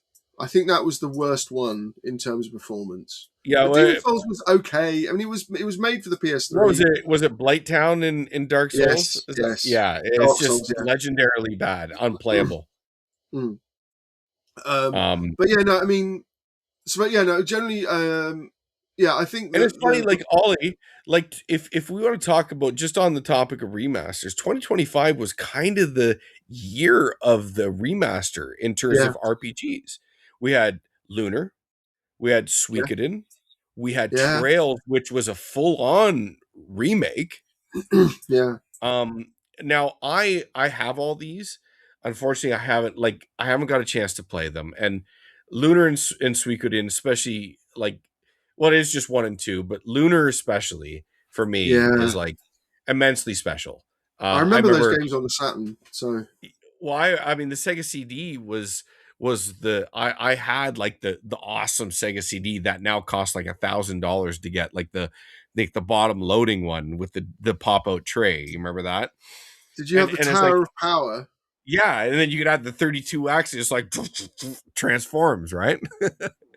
uh but like the That was original Lunar insane. had like that anime intro with the song and you were just blown away by it. But there was other remasters too this year. So 2025 really was kind of the year of the remaster that not a lot of people talk about. And Yeah, I wish the Lunar one was done a little bit better. It was very bare bones. yeah. I'm just glad we got them, So period. what But apart from Final Fantasy, Ivalice, Final Fantasy Tactics, Shinobi, what else was your game of, so really big? I'll just go to the game that one game of the year, obviously Expedition 33, Claire Obscure. And it's I'll be funny, honest, I didn't. I mean, I didn't think it was bad. It just didn't really grab me. fair enough. Uh, But I'm I curious, really why did you like it? oh, like so here's the thing, like I really liked it.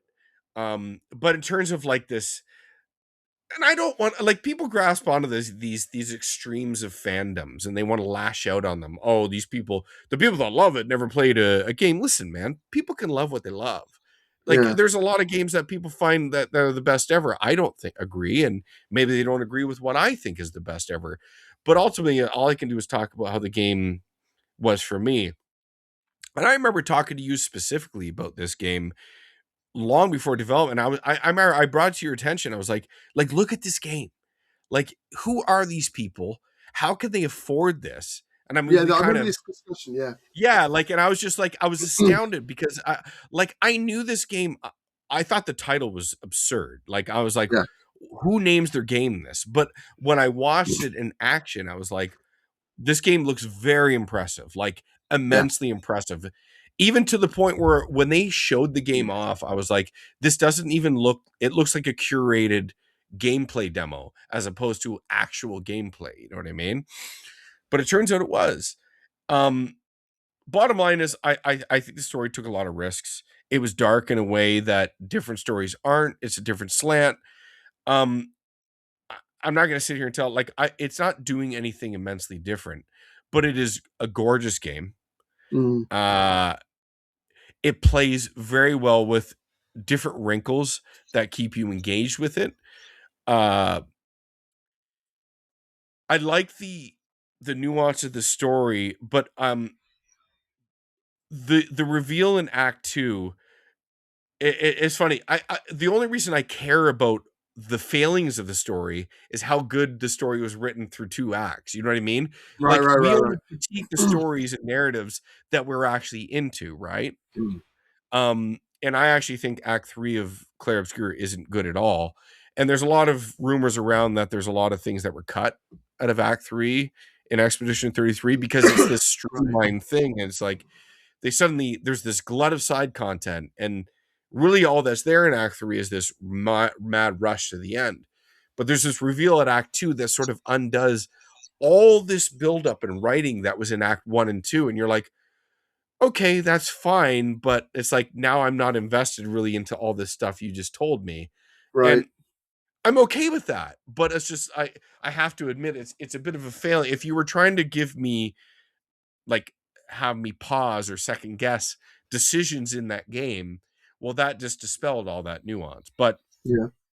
that aside, amazing first game from it bothers me that they call this an indie game. It's not a fucking indie It's game. not indie. It's It's not not a indie. fucking Yeah. indie game, and it's not. This game didn't fucking cost $10 million. No. It did not cost $10 million. There's no No, way I'm glad. anyone looked I'm at glad that I've opened your eyes to this because you have if you no look at like. the credits on I that didn't game, need it's really need just you to. You've enormous. given me like context for money, but Yeah. I knew this stuff.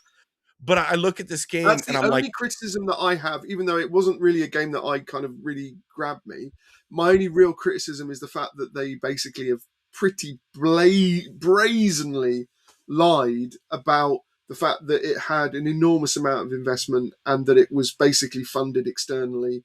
They didn't make it, yes, off their own bat. It cost an enormous amount of money to make it, employed like there's hundreds and no way hundreds of this game is people. less than $50 million. There's no way. I think they could probably do it.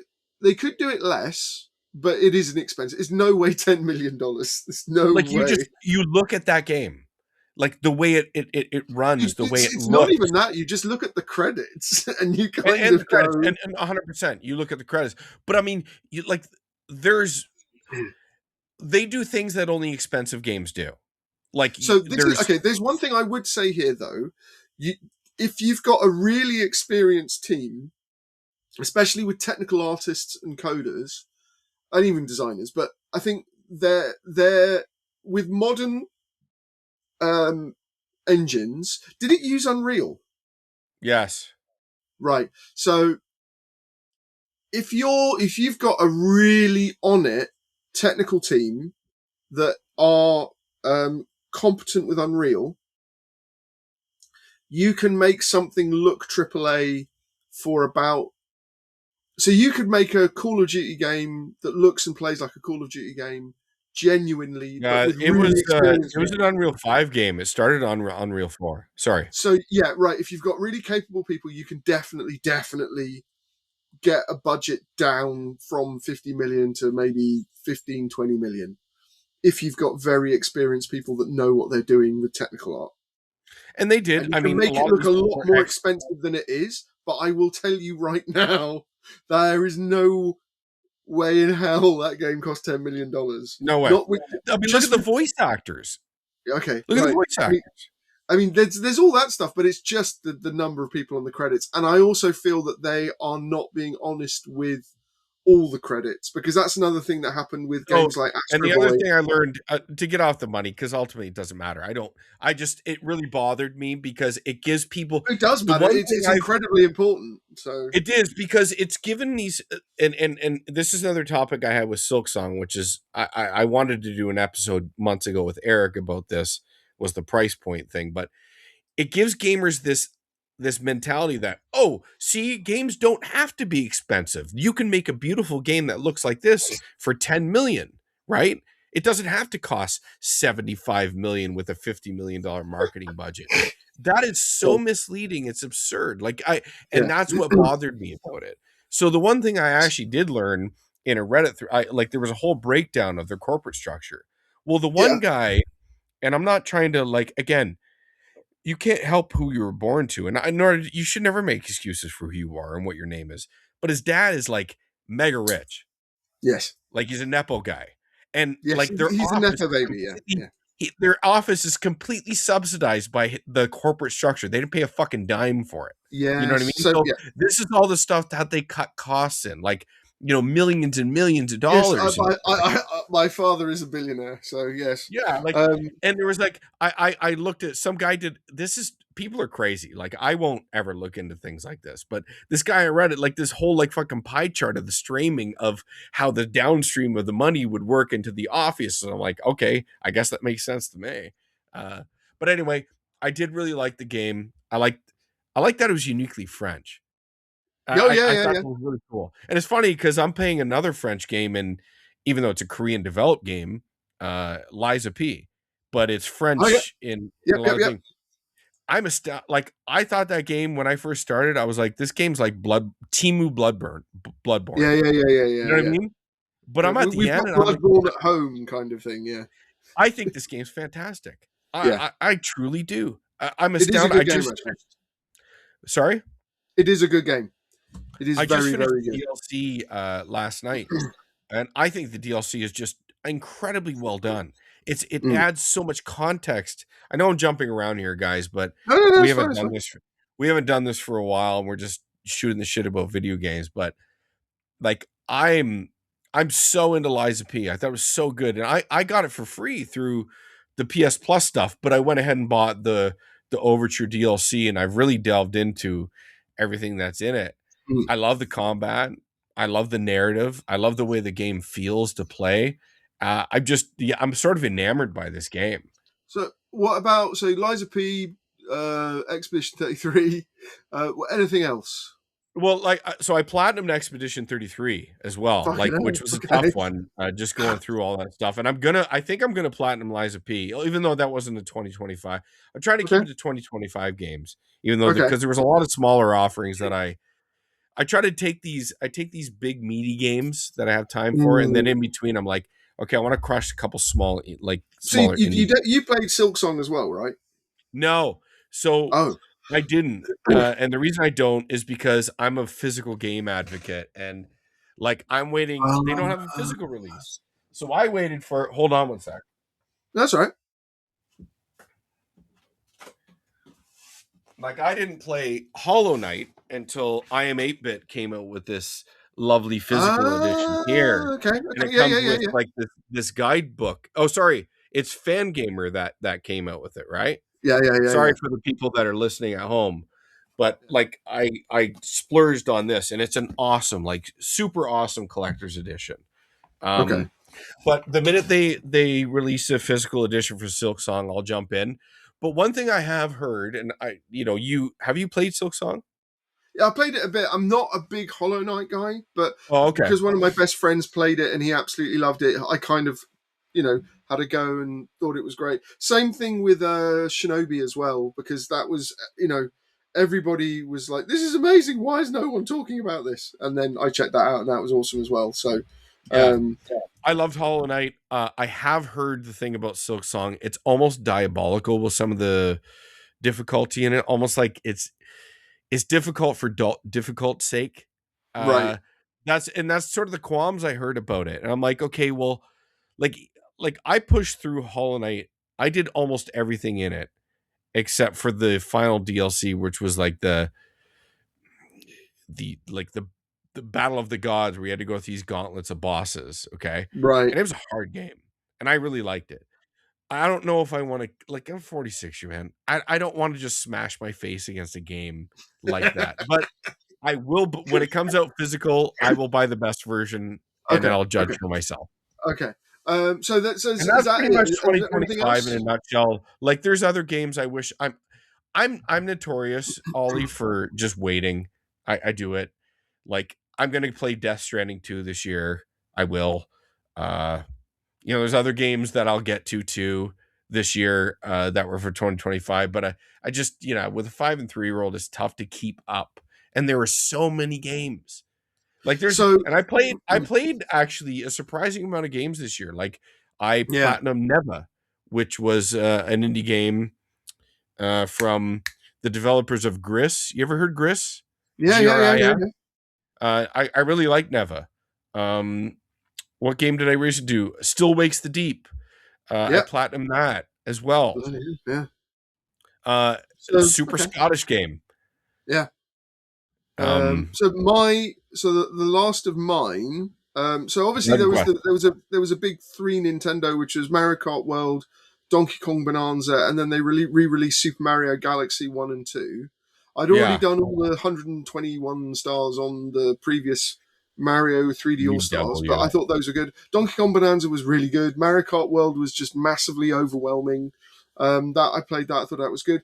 The two last ones that I really want to talk. One is called Earthian, which is kind of like an old school Mega Drive Genesis horizontal shooter, but the graphics on it are Okay. astonishing, but also the mechanics and the level design and the power up design is absolutely sublimely good.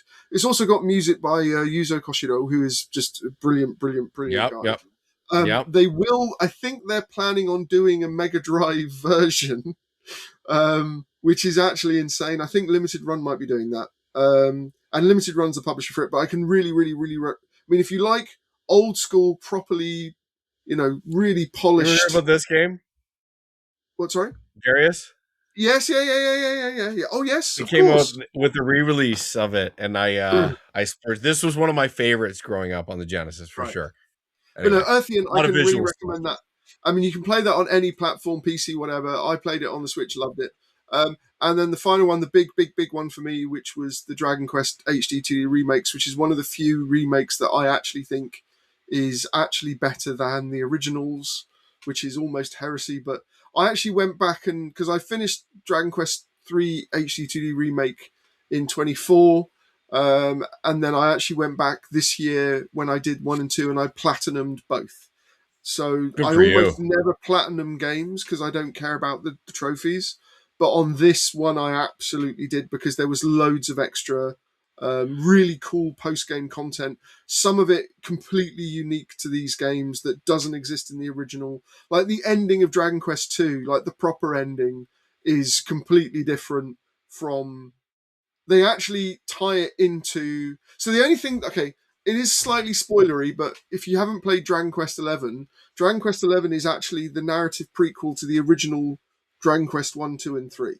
And Dragon Quest 3 is actually the start of the Dragon Quest, Erdrick trilogy. That's why they released it Yes, first. I know that. Yeah, yeah. And then Dragon Quest 1 and 2 follows on chronologically in terms of the story. And Dragon Quest 2 is technically the end of that story.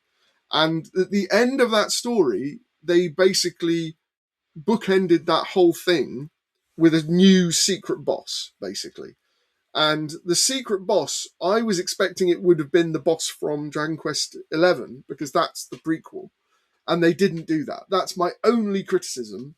Is that Okay. why didn't It would they have do? worked better. Yes, If you were on the design team, you would have made that yes, work. yes. Yeah. That's the only change I would have done. The rest of it is sublimely good. It's developed by Art Dink, who also did Triangle Strategy, and who are a great little developer. And it's just an astonishing piece of They're work. doing a lot of work over there. Yeah. And yeah, Who's the team on the 7 remake? oh, right. So that I'm actually, yeah. So Have you that's played a the complete, demo? I'm playing the game. Okay. So I won't talk about it yet because it's way before the embargo. Well, But that's the demo is out though. yeah.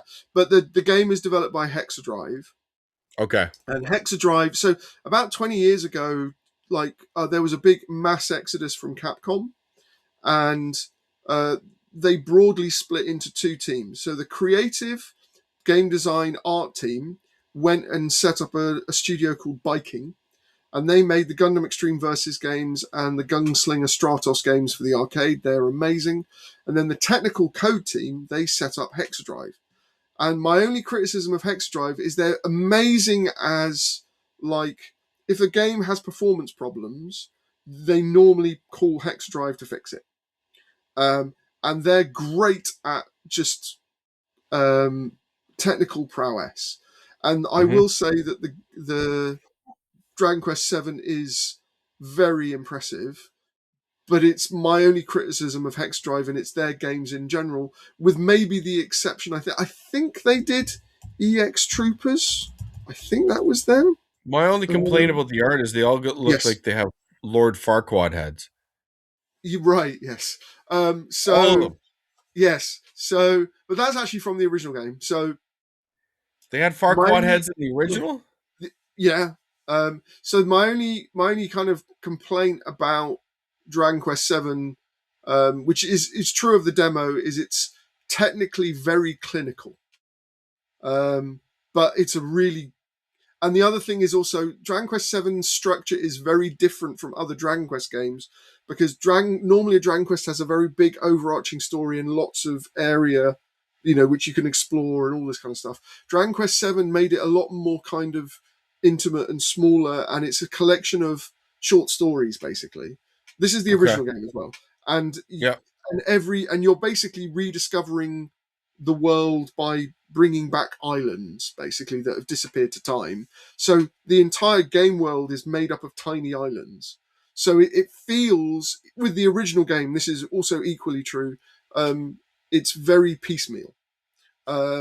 So in terms of like going back to the Dragon Quest remakes, there were so many quality of life changes, all new content, new bosses, new areas. I mean, Dragon Quest 2, they added a whole new underwater section of the game, which is insane. And it's not just like one underwater section, there's layers to it.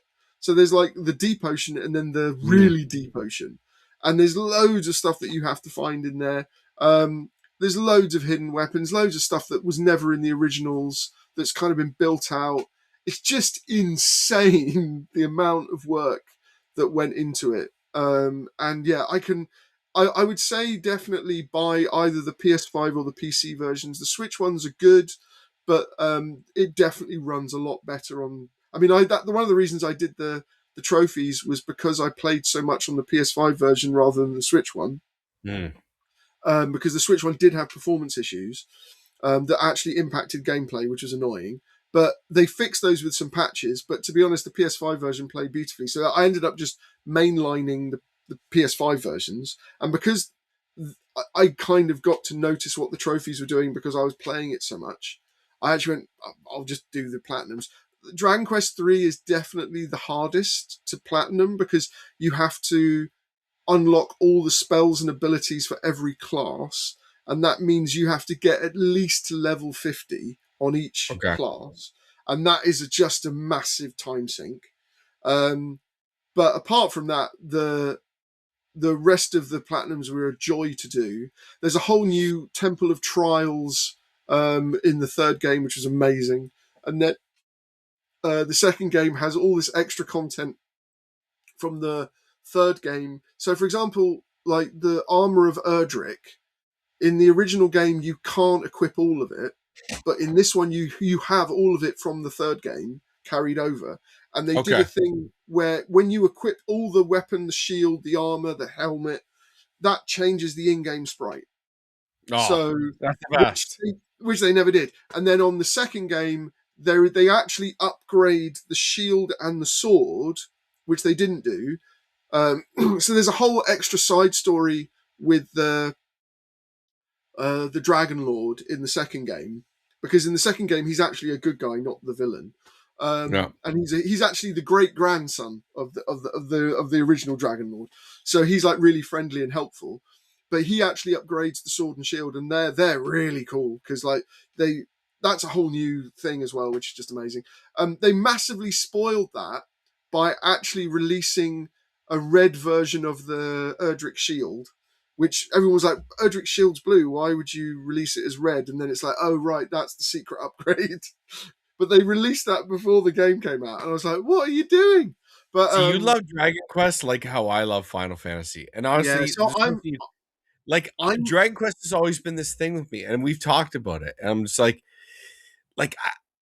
I a couple of games, I'm like, it's a little old school for me, and it's funny because I yeah, I I mean I came from that era. It's yeah. not that it's just a series that when Dragon Warrior was out, I was a fan of Final Fantasy guy. It was like, and that's the avenue I took. Because what's Even when weird is Final Fantasy comes from Dragon it Quest. 100% does, 100%. So, but no, what I was going to Yeah. say, if you're not, I mean, I'll be honest, I came to Dragon Quest late in life because what actually converted me was the first Dragon Quest builders, and then after that, I went through and played everything Oh because wow, I was that just is really late. yeah. So I was not interested in RPGs at all. I didn't like the genre at all until I played. I mean, I like action RPGs, so I loved Zelda. Yeah. But I only really liked action games. I really didn't like.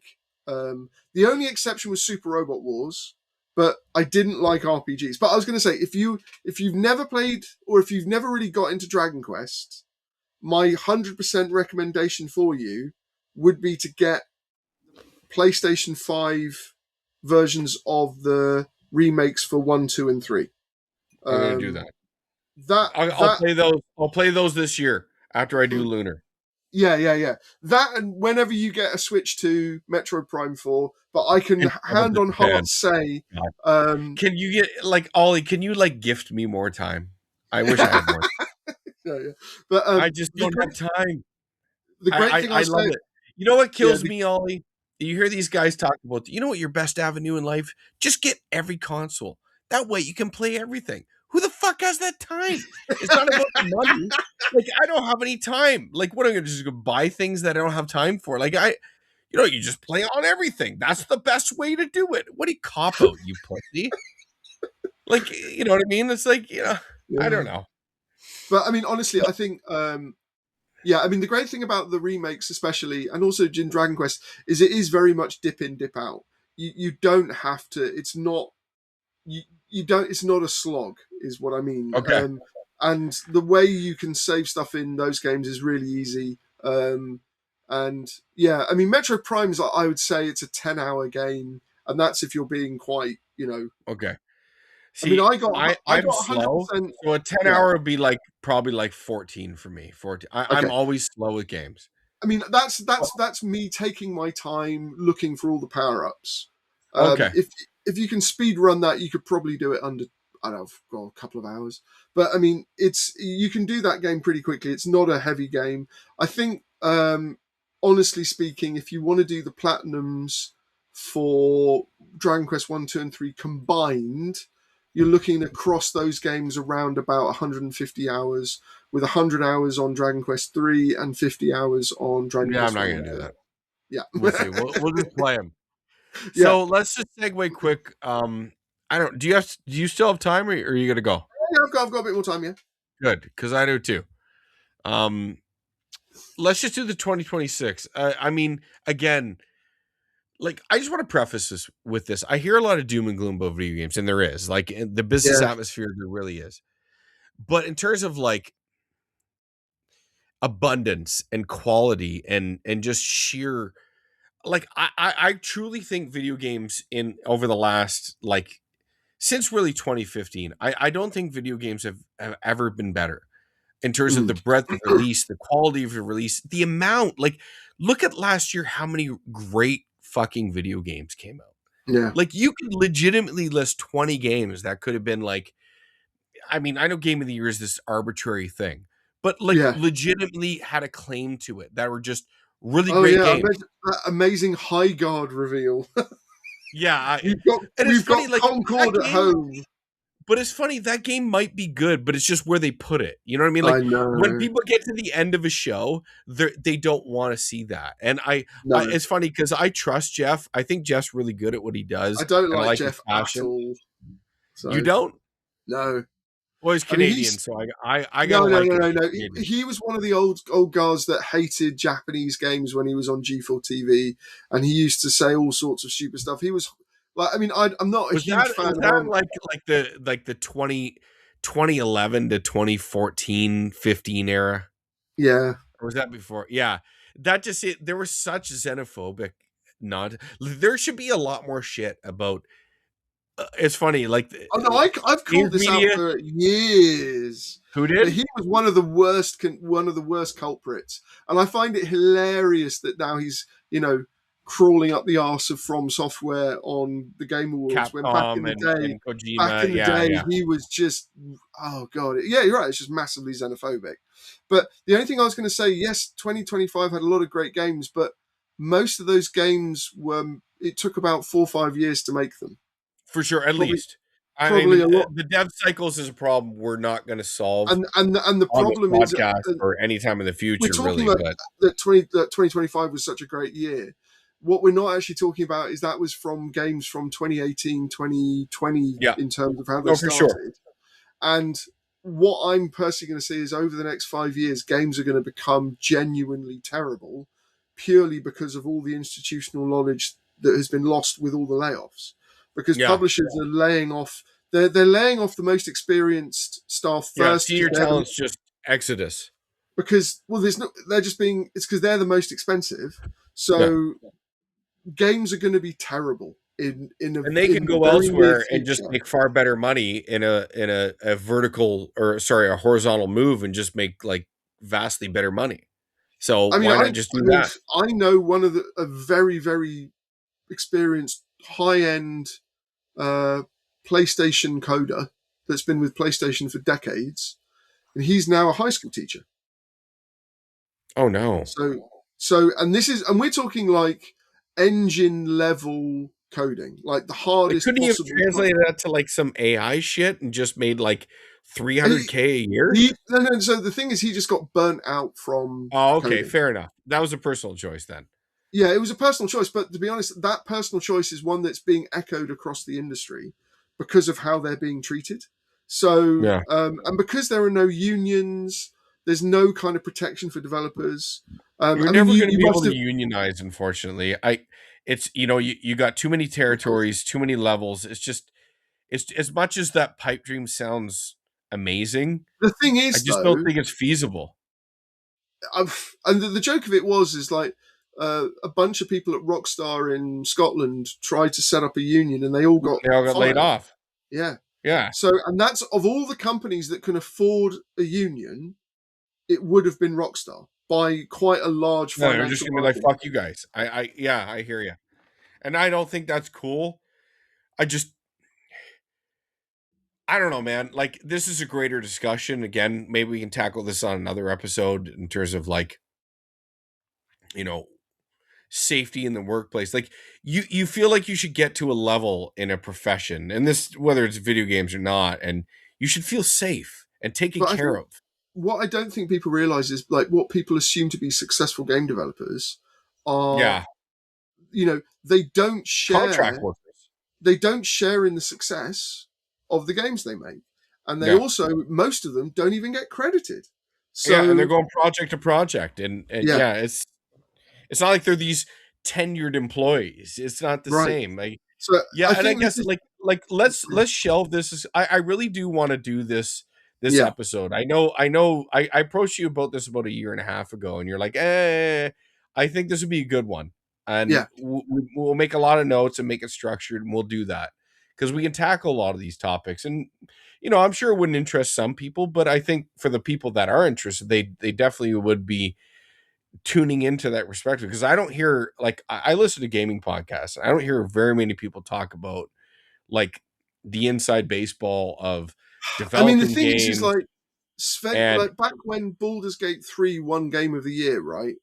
The head of Larian Studios got up in front of everyone and basically truth bombed the reality of game yes, he did. development. Yeah, And he warned about the loss. This was like mid layoffs as well. He yeah. warned everyone, this is a really, really bad thing, and you're going to lose You're losing all of this.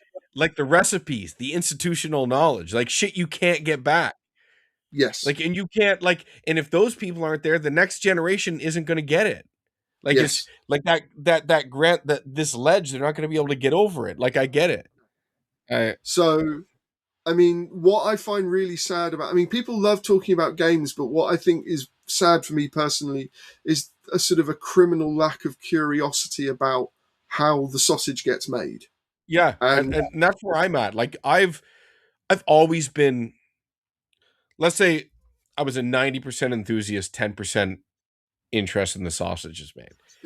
yeah, Over the last like 5 to 6 years, it's like a 60-40 thing now.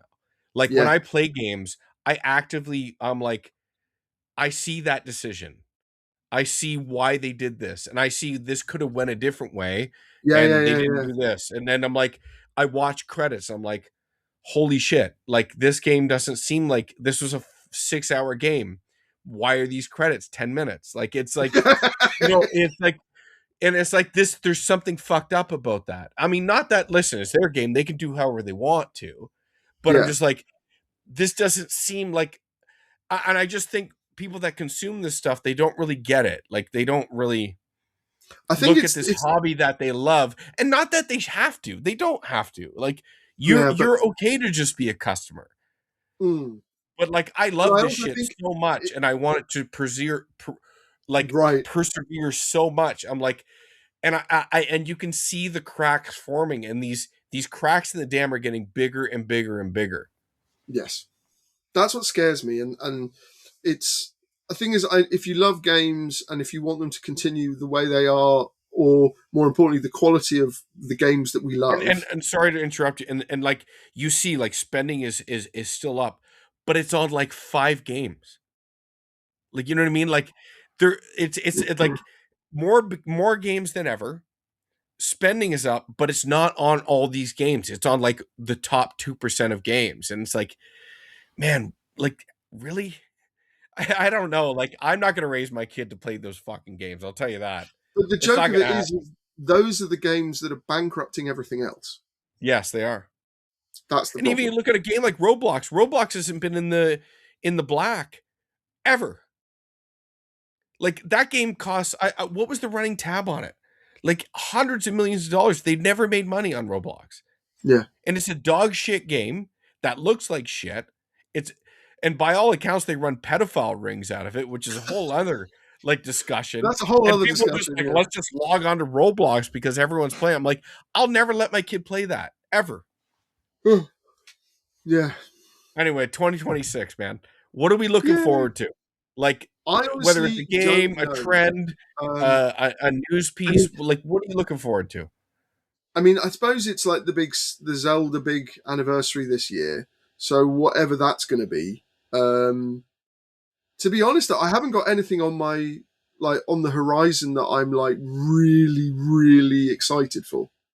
Um, like I think we'll see. We'll see what comes out this year. Because most of the stuff that I really enjoyed last year, well, apart from I knew about Daemon X Machina, I knew about Earthian, and I knew about the Dragon Quest stuff, but the rest of it was kind of like a happy accident, really. Yeah, So, yeah. so I'm just going to kind of see what comes out and get excited as an if and when that stuff happens. So I kind of like it like that. There isn't anything that I kind of like. I mean, if there's a new Armored Core, which I know they're working on, Okay. I would like that to come out. Everybody, Do you all have my any friends. tidbits? I know you're in tune with some of the From Software stuff. Is there any tidbits aside from that that we can talk about? Because it's No, kind I of mean, mum. Like we don't really know. After Rain, we don't have anything to go well, on. you've got the Dust Bloods. I mean, that's the Switch, Oh, Souls okay, game. yeah, okay. But I mean, the only reason I mentioned the Armored Core thing is because they have been, openly recruiting, for like technical and art roles So they're in for that. pre-dev. Well, they're in dev basically. They're Okay. making. I mean, you can see from just the recruiting stuff what they're kind of making. And I And also what's kind the of know. sentiment around this franchise? Like, I were they happy with the way the Fires of Rubicon was received? Do So they this is feel the like thing that it was it's misunderstood? Do they feel like we can do this but make it so much better? Like, what is it? so. The thing is, it's really difficult because the old Armored Core games had no promotion, no localization for No, they most of didn't. them, and because of that, they didn't sell like very well. They still sold more than Zone of the Enders, which I always like to point out. Oh, Um, I love one of the enders. I love pissing you off with and that. and when Armored Core 6 came out, that sold 3 million copies. Of around 700,000 of that was in Japan, which was more than any of the other Armored Core. It was like 3 times more than the top Armored Core game, basically. Yeah, that's a lot for So, Japan. right. But 700,000 for Japan's a lot. But 3 million globally is the best that Armored Core's ever sold. But if you compare that to something Are those like current Titanfall, numbers or those just those no, were the those are first current year numbers. release? Those are current numbers. Okay. Those are lifetime sales. And you've got to understand it was released across PC, PlayStation 5, PlayStation 4, Xbox Series Yeah, yeah, X yeah. and S, released across everything. So, So a essentially, lot, Armored Core is From Software's Metroid to Nintendo. kind of, but yeah, but I mean, the thing is, if you look at mecha games that had that same kind of release, in the same kind of genre with the same kind of budget and the same kind of promotion, you're looking at something like Titanfall, and that sold about 10 million. Yeah, So I don't know what the budget was for Armored Core 6, but I don't think it. I know it was a lot bigger than any of the older Armored Core games because sure. Miyazaki openly said the budget for this is much, much, much, much bigger. Well, it's kind of Um, it was a passion project for him. I think so. I mean, I don't know enough about the actual cost to say whether it's good or bad. What I can say is based on relative other games within the genre, it's sold about a quarter of what you normally would sell, or a third Yeah, of what you would sell. So it's still sold more than you're talking it's still relative to what From Software expects. no, well, to the industry, right? Okay. So if you look at like a first or third person shooter with Mecha, you're looking at that is a big budget success that From Software is renowned for, right? Because Elden Ring was a $30 million, 30 Yeah, but million that's not a units sold. first or third person like No, mecha no, game. but what I'm trying to say is like From Software now is nothing like From Software 15, 20 years ago, right? No, no, no, 15, no. 20 years ago, it was kind of a really niche developer. Of Now course, it's a yes. mainstream AAA. Yeah, Everybody yeah, yeah. knows who they are. They're a And most of potential their games, 20 million seller every time. well, normally it's like 10, and the outlier was Elden Ring, which was 30 million, right? Yeah, So normally, like Dark Souls 3 sold 10 million copies globally. yeah. So Armored Core 6 sold 3 globally. So that's a lot less than what you would normally get from a AAA studio. And if you compare it to other first, third person shooters, they sold around 10 million, the same as around about Dark Souls 3. So you're in the same ballpark. So it sold a lot less within that realm. But if you look at compared to old Armored Core, it's like 3 times bigger than anything they've ever Yeah. done. So it's like how you compare it. How would Um, they look at it? Would they look at growing the that's the thing franchise I or just don't. waste?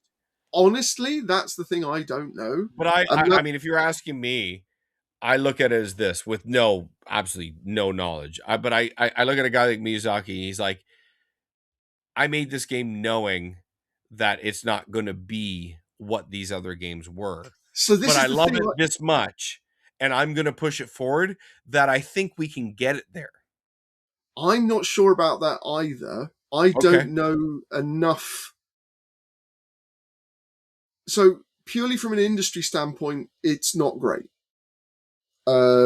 Yeah, From a not. I mean, they could have easily taken that time that they developed Armored Core 6 and made fucking Dark Souls 4 if they right, wanted, and yeah, obliterated that. yes, that would have been an easy 10 million, probably 15 Yeah, million it's easy. sales. That's what I'm saying. It seems like I'm not saying easy. It'd been very a difficult to creative. make the game, but what I'm Well, trying to no, say is, yeah, sorry. In the grand scheme of this conversation, yeah. like So in terms of the thing is, creatively though, and yeah, go so ahead. the Sorry. thing is that the market size, the overall market size for military mecha games, the minimum size for that is 300 million players, based on the user data from War Robots, which is publicly available, and that is kind of similar to Mech Warrior and um, BattleTech in terms of the setting, which comes from anime and anything. I won't get into all that because that's a very long, complicated conversation. But Armored Core is in that genre, right? And I think it should have done a lot better than it did with the promotion and the budget it had. The promotion was However, big too.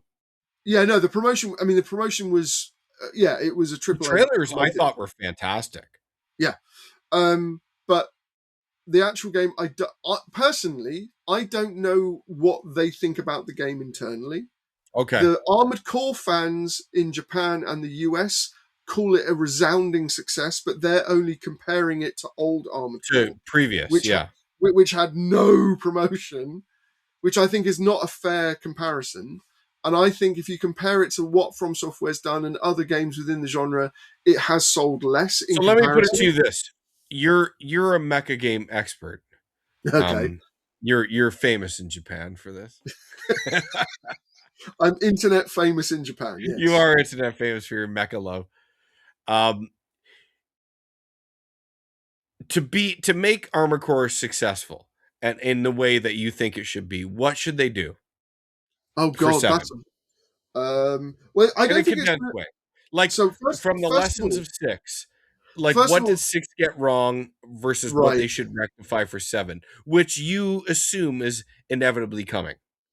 I don't think seven's coming. I think there's going to be another six. So normally, what happens is you have What do you Armored Core mean? 4.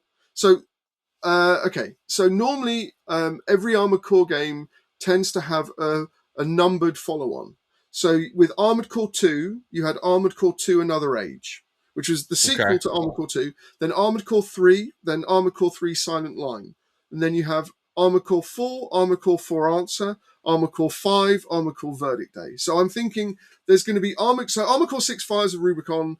The next one is going to be Armored Core 6 Vengeance of Jeffrey or something, right? It's Wow, going to be, really? You think they'll do that now? yes. I think also financially that would be the smart thing to do because they can then build on the sales with using the same engine and everything. Anyway, so I think that's what, if they are making another Armored Core game, that I would bet that it's not going to be Armored Core 7, it's going to be a follow on to 6. Like a Um, 6.5. yes, basically. Um, but if I was going to do Armored Core 7, which is like, because normally between each numbered generation, the games change quite dramatically functionally. And if I was going to change it, I would kind of make it much slower, more ground based, and much simpler controls with manual aiming, no lock on. Because you can, there's a toggle orbit lock on in 6, which is new for the series, but it's actually comes from older mecha games that they used to make called Another Century's Episode. But for this, I think it should be slower, grittier, more military, basically kind of more like a modern third person shooter where Okay. people don't have to manage 4 triggers simultaneously for You don't each want it to weapon. feel like a mech game. No, I want it to feel like a mech game. I just don't want it to Okay. feel. So the problem with Cumbersome. Armored Core 6, no, so the Armored Core 6 is too fast. So Armored Okay. Core 6 is like you're piloting like a jet fighter effectively with legs, and it's the reason why they had to have the lock on was because the relative movement speed was just so fast you couldn't manually track a target. So you have to physically lock onto that target Yeah. and then orbit around it. So I think the games are too fast. That's the first thing. Okay. Also, the controls are still way too complicated. and also the It's a setting of hard it's a hard balance. Like there's so many options and yeah. yeah, But like that's what I do. I'd slow it down. I'd give them more manual controls. would you I would limit the make weapons? controls. Would you limit the weapon options? So no, I think you can still have the number of weapons, but the way that it used to work in the old Armored Core But games then is you you had have to worry about cluttering the UI. no. I mean, you can do it quite. I mean, the UI is already really cluttered. So the thing that you always have to do is you would select each of the weapons in sequence. So you'd have a right arm, Yeah. right shoulder, left shoulder, and then you would scroll through them basically, and then one button for fire. And then you would have another separate button for laser blade, which was melee. So I'd Yeah. actually kind of go back to something similar to that, and maybe Fire even and melee. yeah, I'd even simplify it even more down to like what Call of Duty does, which is you have like a pistol and then a main firearm. You have two guns basically, and you can Yeah. always switch between two, and you have a melee. And I think that's kind of the limit of what most people expect in a shooter. When you start having like 5 weapons that you can switch between, I think that gets too much. I mean, Yeah. Doom. I see it. At So most I see three. I see melee, short range, long range, or like special normal melee or something like that. So And toggle that's actually between what I'm normal thinking. and So melee yeah. would have its own dedicated button, Yeah. like it does in Call of Duty. But Yeah. I would actually have like so I don't know how I've been thinking about this, but basically I'd probably only have 2 switchable weapons and 1 special. So basically Yeah. you'd always have a melee. The special weapon would be another dedicated button, and then you'd have 2 other weapons that you would switch between. So basically you've always got access, like the main weapon that you're always firing is always going to be like the trigger, right? Okay. And then, but the difficulty with Armored Core is also the boosting, which is also how you get airborne and stuff. And that's something that is very difficult for a lot of people because they're not used to aerial combat, which you have to manage the thrust, basically. So I would I'll probably manage your streamline that as thrust. well.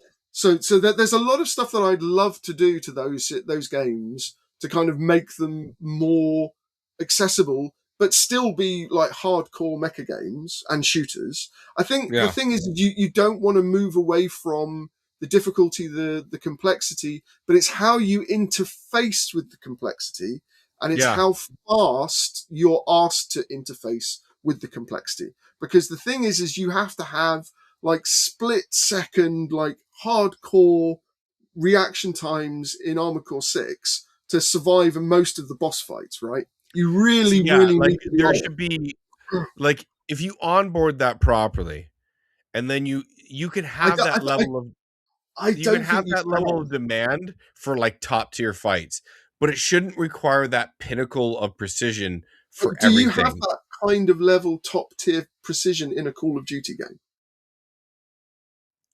Multiplayer possibly, but No, I'm not talking in single player, only single player. no, Like, what? not a Right. chance. So basically, what you're looking at is when it comes to like, because that's another thing is in Japan they view the Armored Core series as an action game.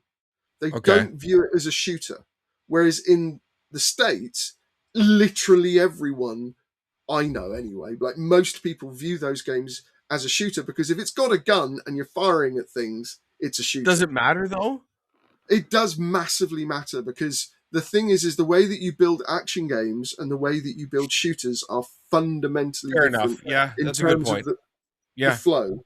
And the thing is the expectation. So this is the thing is in Japan, Armored Core advertises itself as an action mecha game, and everybody understands that.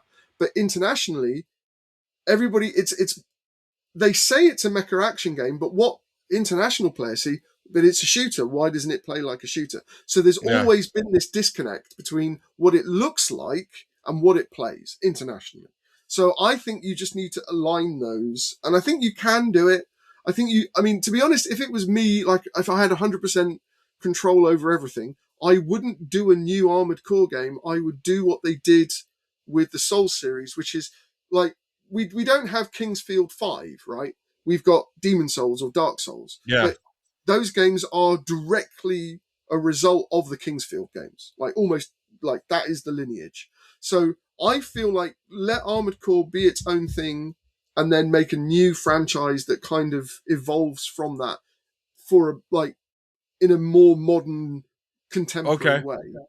That's how I Like would it's do it, just, and and also that it sort of supersedes it. right.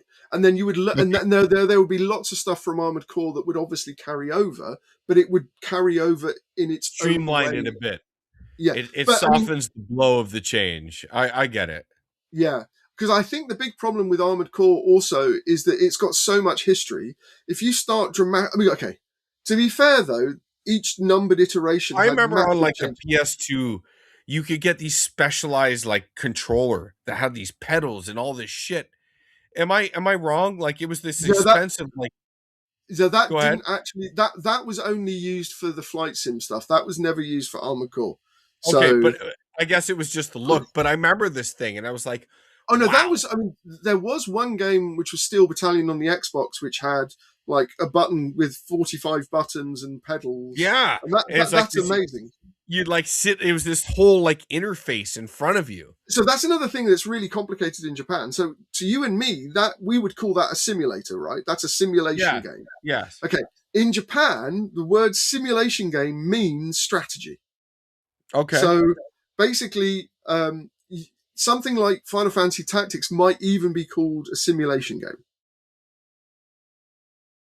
rather than a Okay. tactical RPG. So it gets really complicated. Like they have lots of like Nobunaga's Ambition, like Yeah, war games. I'm a big Romance of the Three Kingdoms guy. Right. Those are called Since like simulation. Yeah, yeah. those are simulation games. But what we're Okay. talking about as simulation is like I Yeah, want to you be know able what? to. I remember seeing. It's funny you say that. I remember seeing the word simulation on box art. Yeah.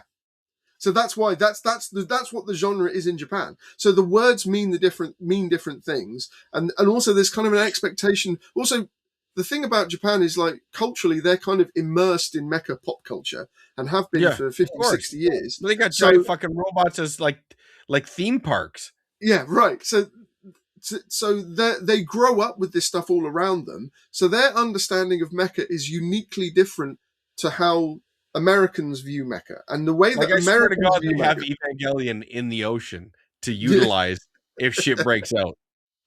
probably. But the thing is I do feel like there's a lot that could be done to make Armored Core because there's nothing to really stop Armored Core selling the same way that Call of Duty sells. I think so. Well, I mean, Call of Duty aside, I don't think it should stop it from selling what their other games sell. Right, I think it should. I think it should sell in the same ballpark as It their should current approach games, 8 to 12 million. at least. I mean, to be honest, if you do like a really good modern shooter, there's nothing to stop you from earning 30 to 40 million units. Like And it's funny easy. because they went all out. Like there was the on Amazon Prime, they had that series, and Keanu Reeves. Did you Yeah. see it? Well, Yeah, no. I interviewed the guy that wrote that the was story for it. like before you get on that, but that was awesome. Like it was fucking awesome.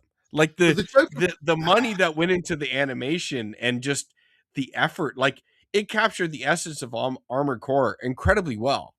well, it captured the essence of Armored Core from the fourth and the sixth generations, not the older games. And Okay, what was originally the plan, because I actually interviewed the guy that wrote the original story that became that level in Secret Level, that episode in yeah, Secret Level, secret level. and, Thank you. yeah, Yeah. and he originally said that the plan was it was going to basically follow the story of Armored Core 6, which is Okay. why it's on an ice planet. It's why there's a woman that's talking to Keanu. There's all of that stuff. It was meant to be a prequel to the events that happen in Armored Core 6. And for some reason, and I don't know why, and the guy who wrote the story doesn't know why, they decided to make it its own separate. So it's kind of inspired-ish by Armored Core 6. But Yeah, if you know, you'd see the loose connection, I oh suppose. yeah, well, But I mean the thing is when I actually like he actually did this really really long detailed post on his own personal blog. He's a who's the very Peter Watts. I think it's Peter Watts. Sorry. Um, he's the director? Yes, no, he's a Canadian author. There we go. Peter Watts. He wrote one of the best science fiction novels I've read in a long time called Blind Sight. And he was also one of the original writers for the Homeworld games. Anyway, he's a brilliant science Okay. fiction All right. author, Yeah. and I interviewed him, and he wrote a really long, amazing post on his blog, and he literally said these were the original hook points that tied into the game, which we removed. Um, so he originally did it based on Armored Core 6's story, and the joke of it was is they all knew that by the time that Secret Level came out, that was going to be way after Armored Core 6's Yeah. It release. was so far after. So it wasn't going to spoil the story. So I honestly don't know for the life of me, and neither does Peter Watts, why they decided to remove all of those references to Armored Core 6. But if you've played Armored Core 6, you're going, this is basically a prequel story. Like Yeah. literally is a prequel story. So, but yeah, I mean, it was really well done. It basically, the mecha operate like they do in Armored Core 6. They don't Quick. operate like they work in the older games, except for Armored Core 4 and 4 Answer, which is the fourth generation, which is again very, very fast, very, very twitchy, very high speed. But yeah, Armored Core is kind of more deliberate. I mean, it was okay. Armored Core was like faster than Mech Warrior and Heavy Gear, but not like jet fighter fast, basically.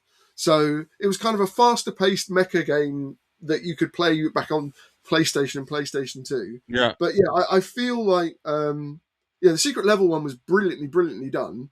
And when I found out that Peter Watts did it, I was like, oh my god, no wonder that's so good, because he's a really good writer. So fucking But good. no, he and I'd love to see a series done like that. I'd love to see a movie done like that. And to be honest, the reaction it got from the fans was incredibly positive, rightfully so because it's excellent. Yeah. So yeah, I'd love to see that. But I mean, there have been many times over the years where they've done novels and other things, and they've tried to do TV series or movies of Armored Core, and it's never quite worked out. And I think a lot of that, it's a real shame. But yeah, I mean, I'd love to see that. But I think honestly, I think it's very, very, very likely another Armored Core game is in development. I and pretty much most fans are expecting to see the news of that at the Game Awards, because they announced Armored Core 6 at the Game Awards. Yes, they Um, did.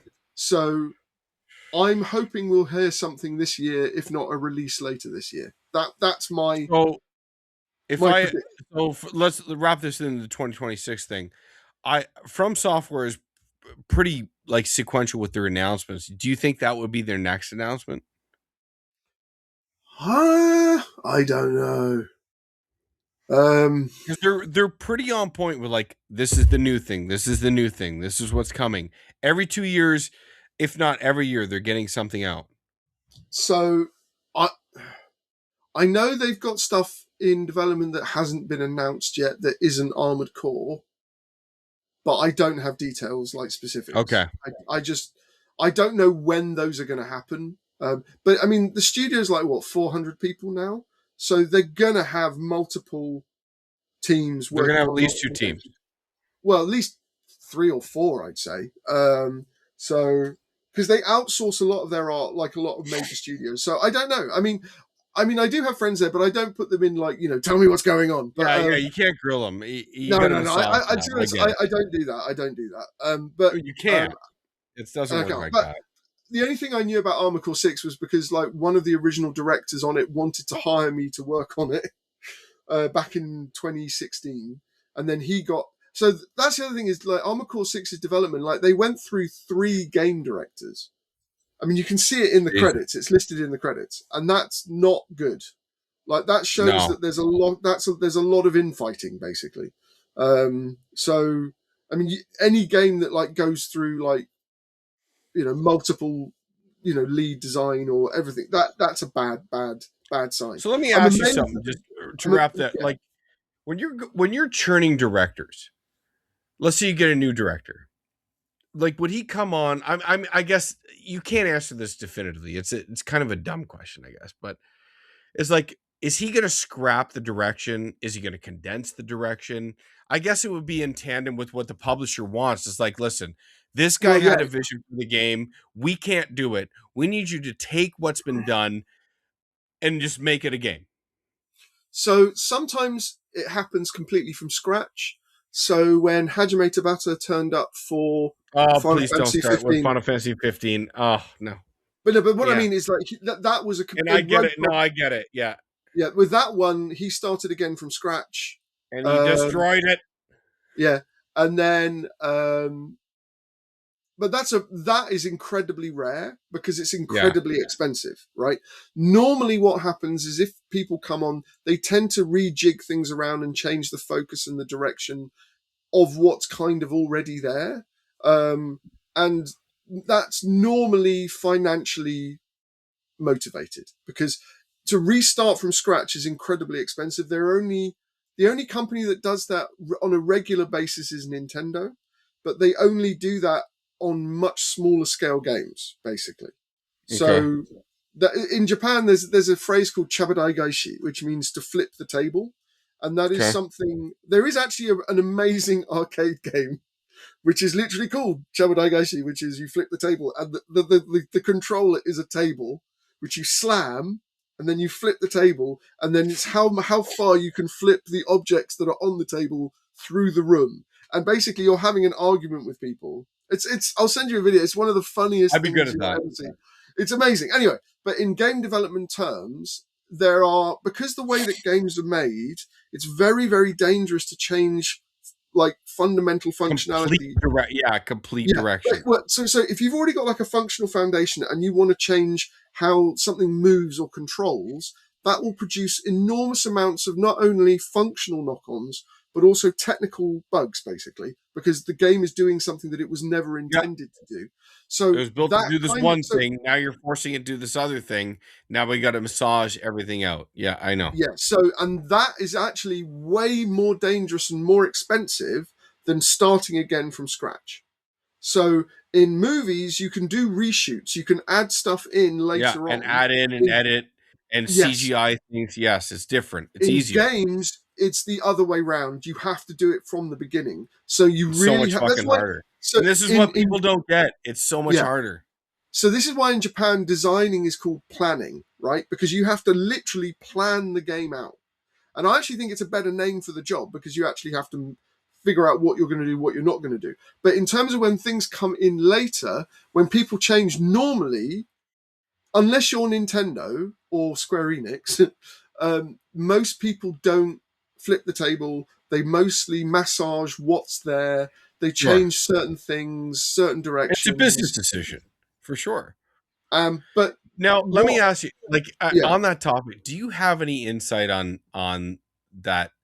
This is purely personal because Final Fantasy 15 is versus 13, 15 is near and dear to me. Do you have any insight on what happened there? Like So I I've read a lot on this, like a lot. so I think I probably know a lot more about this than that's in the Like public Nomura is not domain. happy. No. So what I think so that game all told, the official budget was said to be $150 million. I know that it was actually 300. I They already 100%. they already basically made what almost made one game, which was about $150 million. All of that was written off, and You're talking then that's the PlayStation 3 game. I think so, but Yeah, it because that cost was him. versus 13. That's the demo they showed. And all those, and then from there they grew that the CGI demos that they would continually show off that were versus 13.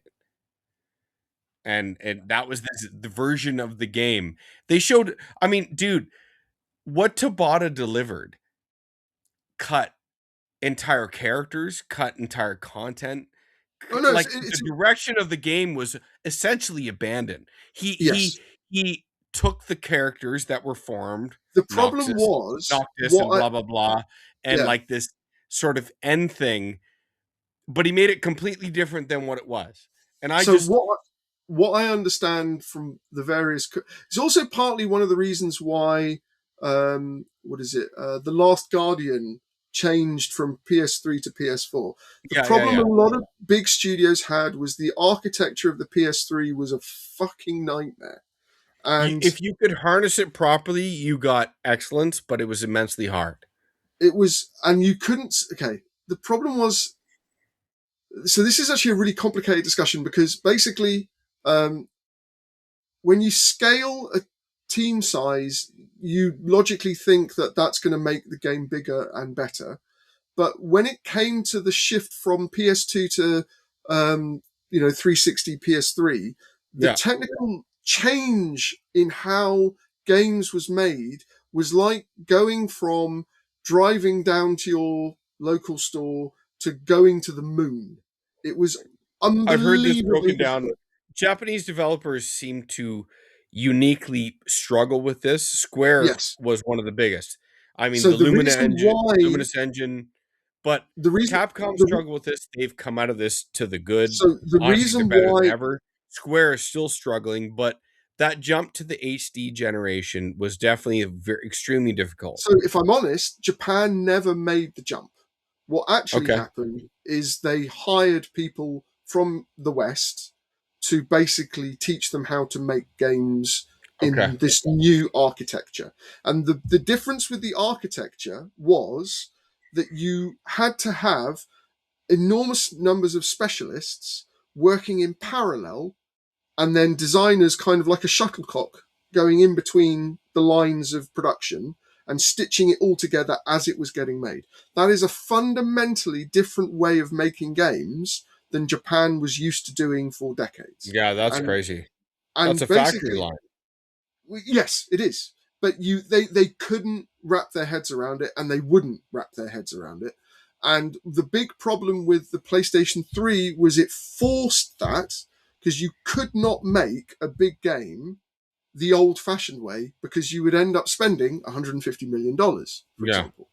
And so this is the reason why they dropped Versus 13 or whatever the original game was, because they couldn't build the game. It would have, if they had kept going on that route, it would have cost $500 million. So they realized we're not making the progress we need to. Yeah. We're going to have to cut it and stop again.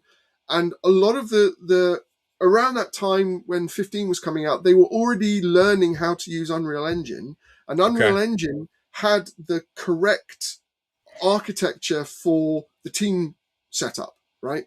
So 50% of Unreal Engine is the actual engine, right? It's the tool set, it's what it can do graphically. What is Hmm. the other 50% that people don't realize, and it's also the same is true for Unity, is you need a team of highly specialized people working across different lines of production, which is not how Japanese games used to be made.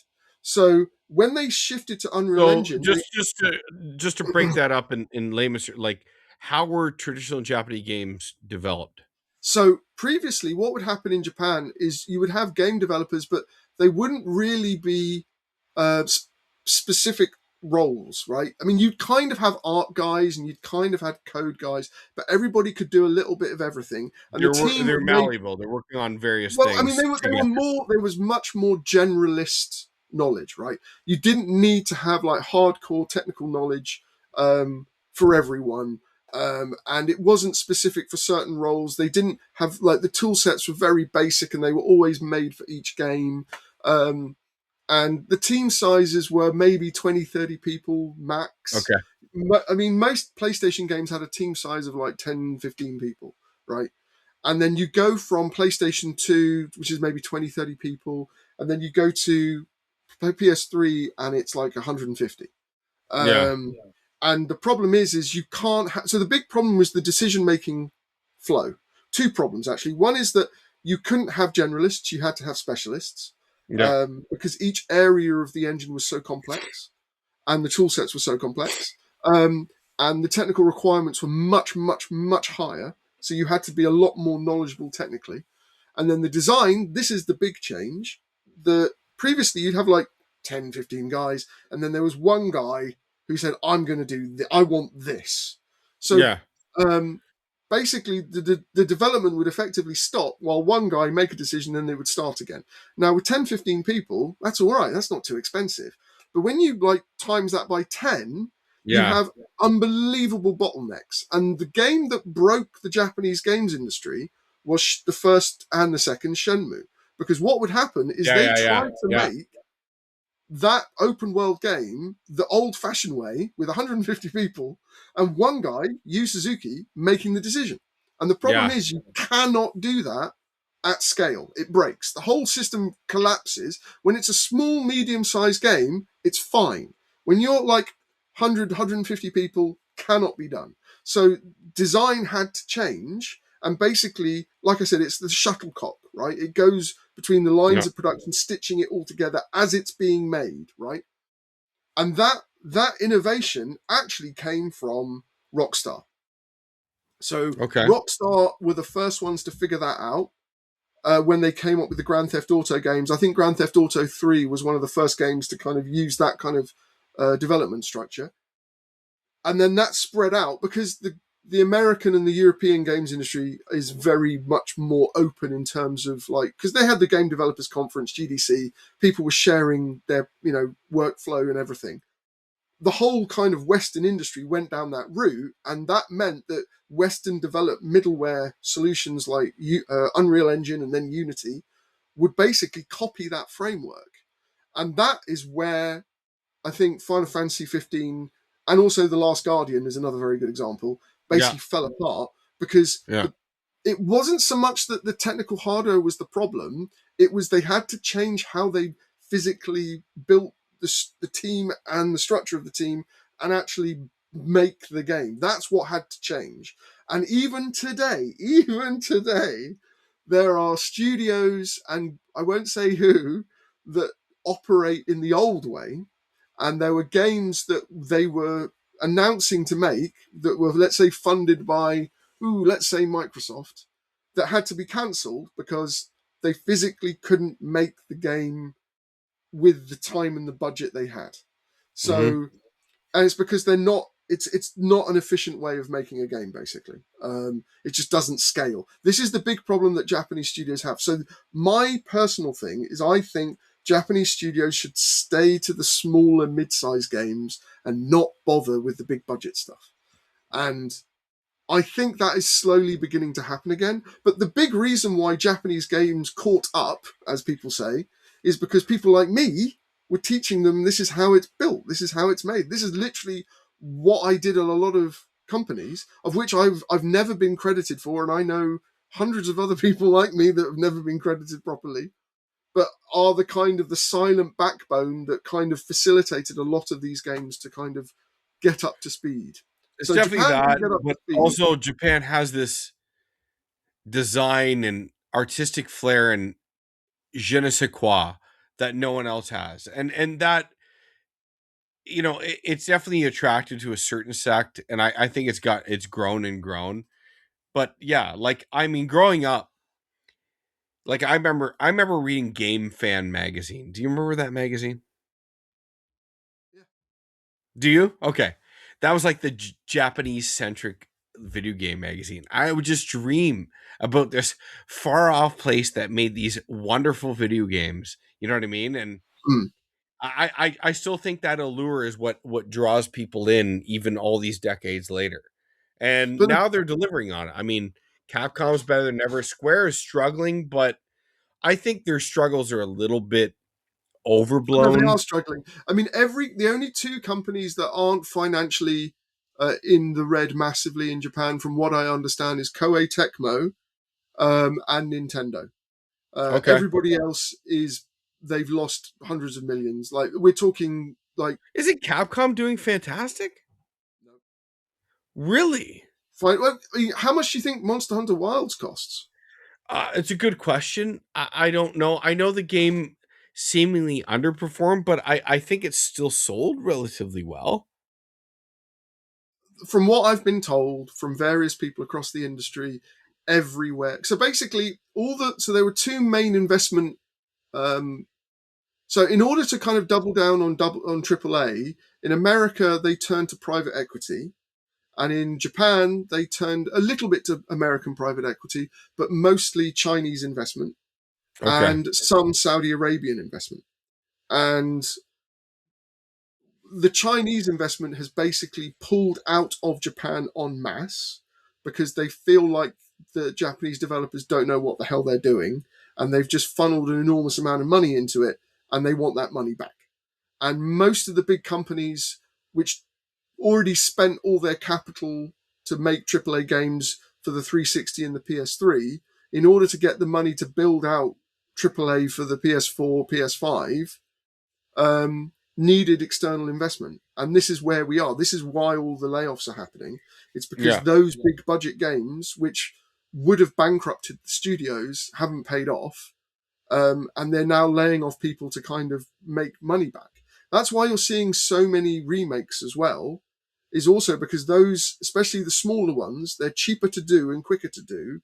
Yeah. And you, Fill in the gap. theory, you can, in theory, get more capital to come in quickly. The thing is, the demand for games has never been higher, right? So this is why it's a bit confusing. Like, the demand for games is enormous, but the problem is the cost to make them historically is Yeah. still far exceeding what they make back. So this is a huge problem for the industry. And Japan is, I think it's doubly affected in Japan. It's actually much worse in Japan than in the US, even though it's being hidden from public view. It's partly because they spent so much, but it's also because they're not willing to adapt to the new way that games are made. And the few games that are doing well are the few games that have adapted. So, like ArtDink, they use Unreal Engine for the Dragon Quest games that I just told you about. Yeah. They work in a very Western way. From Software works in a very, very Western way, surprisingly enough. If you look at their, like, they do recruiting videos, right? And they explain the structure of how each of the roles work. How they lay out the team and the structure is basically like an American studio from 10 years ago. So they have learned a lot from international. So I would say the success stories in Japan are actually the ones that have learned and taken on board things, the practical things from Western development that most people that play games have zero visibility on. That's So interesting because I don't think you hear that a lot at no, all. you don't. Well, none of it, because no one has any visibility on this. No one actually works in the industry. No one actually has made any games. And So they and don't. pretty much 95% of the people that cover the industry have no idea. And they don't have any interest in actually Well, delving into it, which it's actually drives me worse than that. fucking insane. It's actually worse than that. It's not that they don't have any interest. They're actively told by publishers not to report on that Yeah, stuff. like Ollie, So when I wrote about games from like '09 to like 2013, like that was my I tried to delve in. Like I remember when the PS3 released, or was it But okay. So back then, who was the one that was telling you can't go into more detail? nobody, because I didn't give a shit. Like Oh, okay. it was like so my onboard was a fan site that I eventually got so much. I garnered such a strong following and popularity that IGN started featuring me. Mm. That was my popular. I got about 25 features that, and my content was outproducing click wise their top writers. So I started having discussions with them and I started covering events with them. But then their company got sold. So that discussion sort So of got shut down. for In the grand me, scheme of things, Ollie, like for me to get a job with IGN covering video games would have been awful. Like I would have made zero money. Like yeah. I wouldn't be sitting here right now. It would have fucking sucked. You know what I mean? So But I loved it. You know what I mean? It's just something I love to do. so the problem I had when I was trying to dig into more of this, the publishers would tell my editors to me to back off. They didn't want me Really. digging into who. And the thing is at that time when I was writing for British magazines in the early 2000s, I was also working in testing and then game development. So I knew what was happening, but Yeah. I wasn't allowed to write about it. And then over the years, I've tried to get people to talk, even people who have left the industry entirely, and they won't talk Yeah. because they don't want to burn any of those bridges. Basically, this is why I talk about the unions thing being really important, because in the States, for writers and actors, they have a voice. They can actually Yeah. talk about Yeah. what happens. The problem we have, and the reason why I think it's really dangerous that people don't know how games get made, is because a lot of really terrible, shady stuff happens that has no visibility, and therefore no one's responsible for it. So when things go wrong, everybody blames the developer because they're the ones that are put in, front and center. But it's actually mostly, in my experience, people from publishing.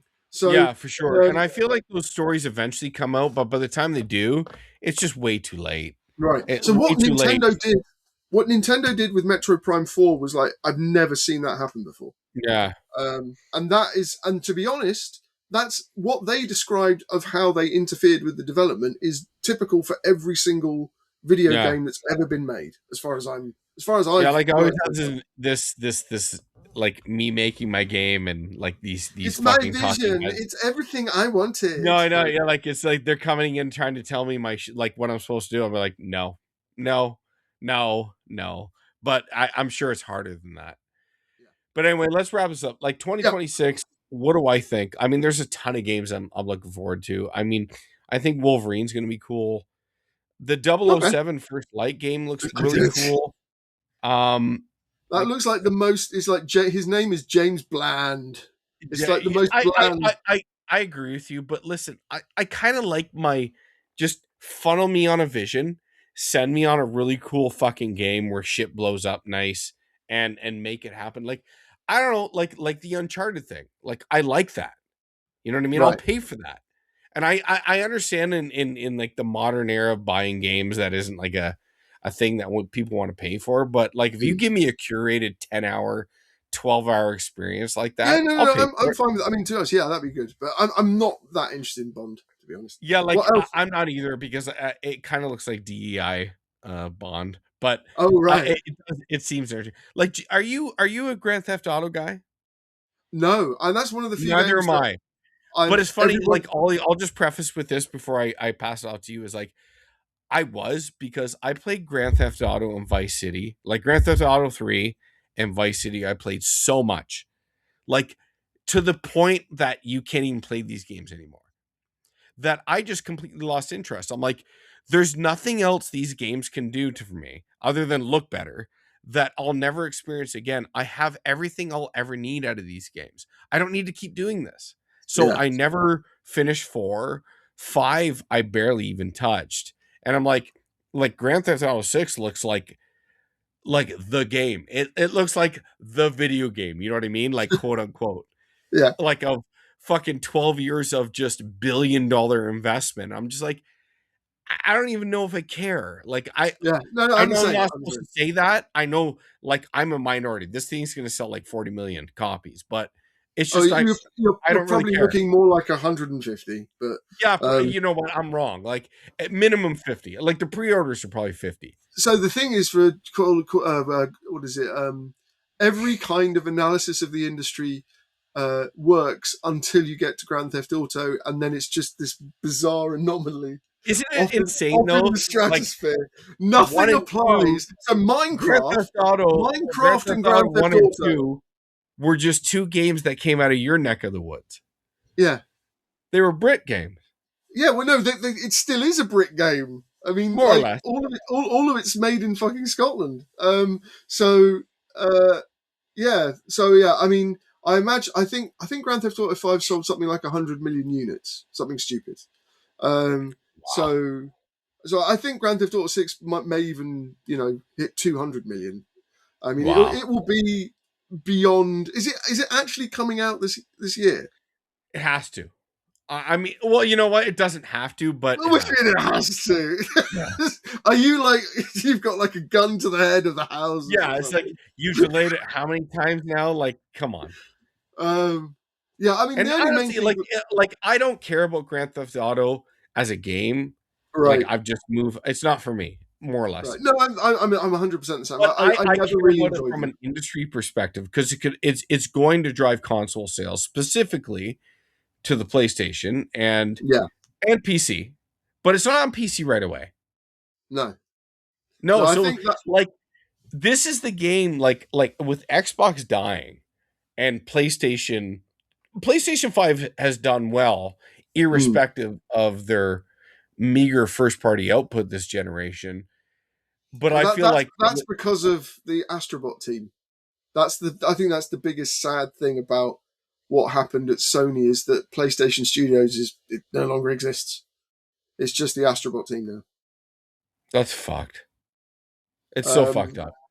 because they But got rid of all we're the old gonna, but guys that made those. like GTA 6 more or less being at launch a PlayStation 5 exclusive. That's what it's going to be.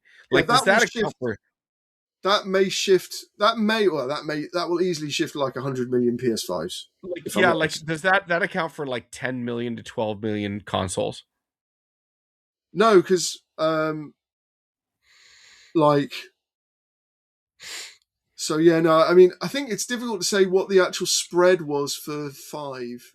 But yeah, I think if it's a PS5 exclusive, it's gonna just shift so many consoles, but But mostly by in the all intents and US. purposes it is.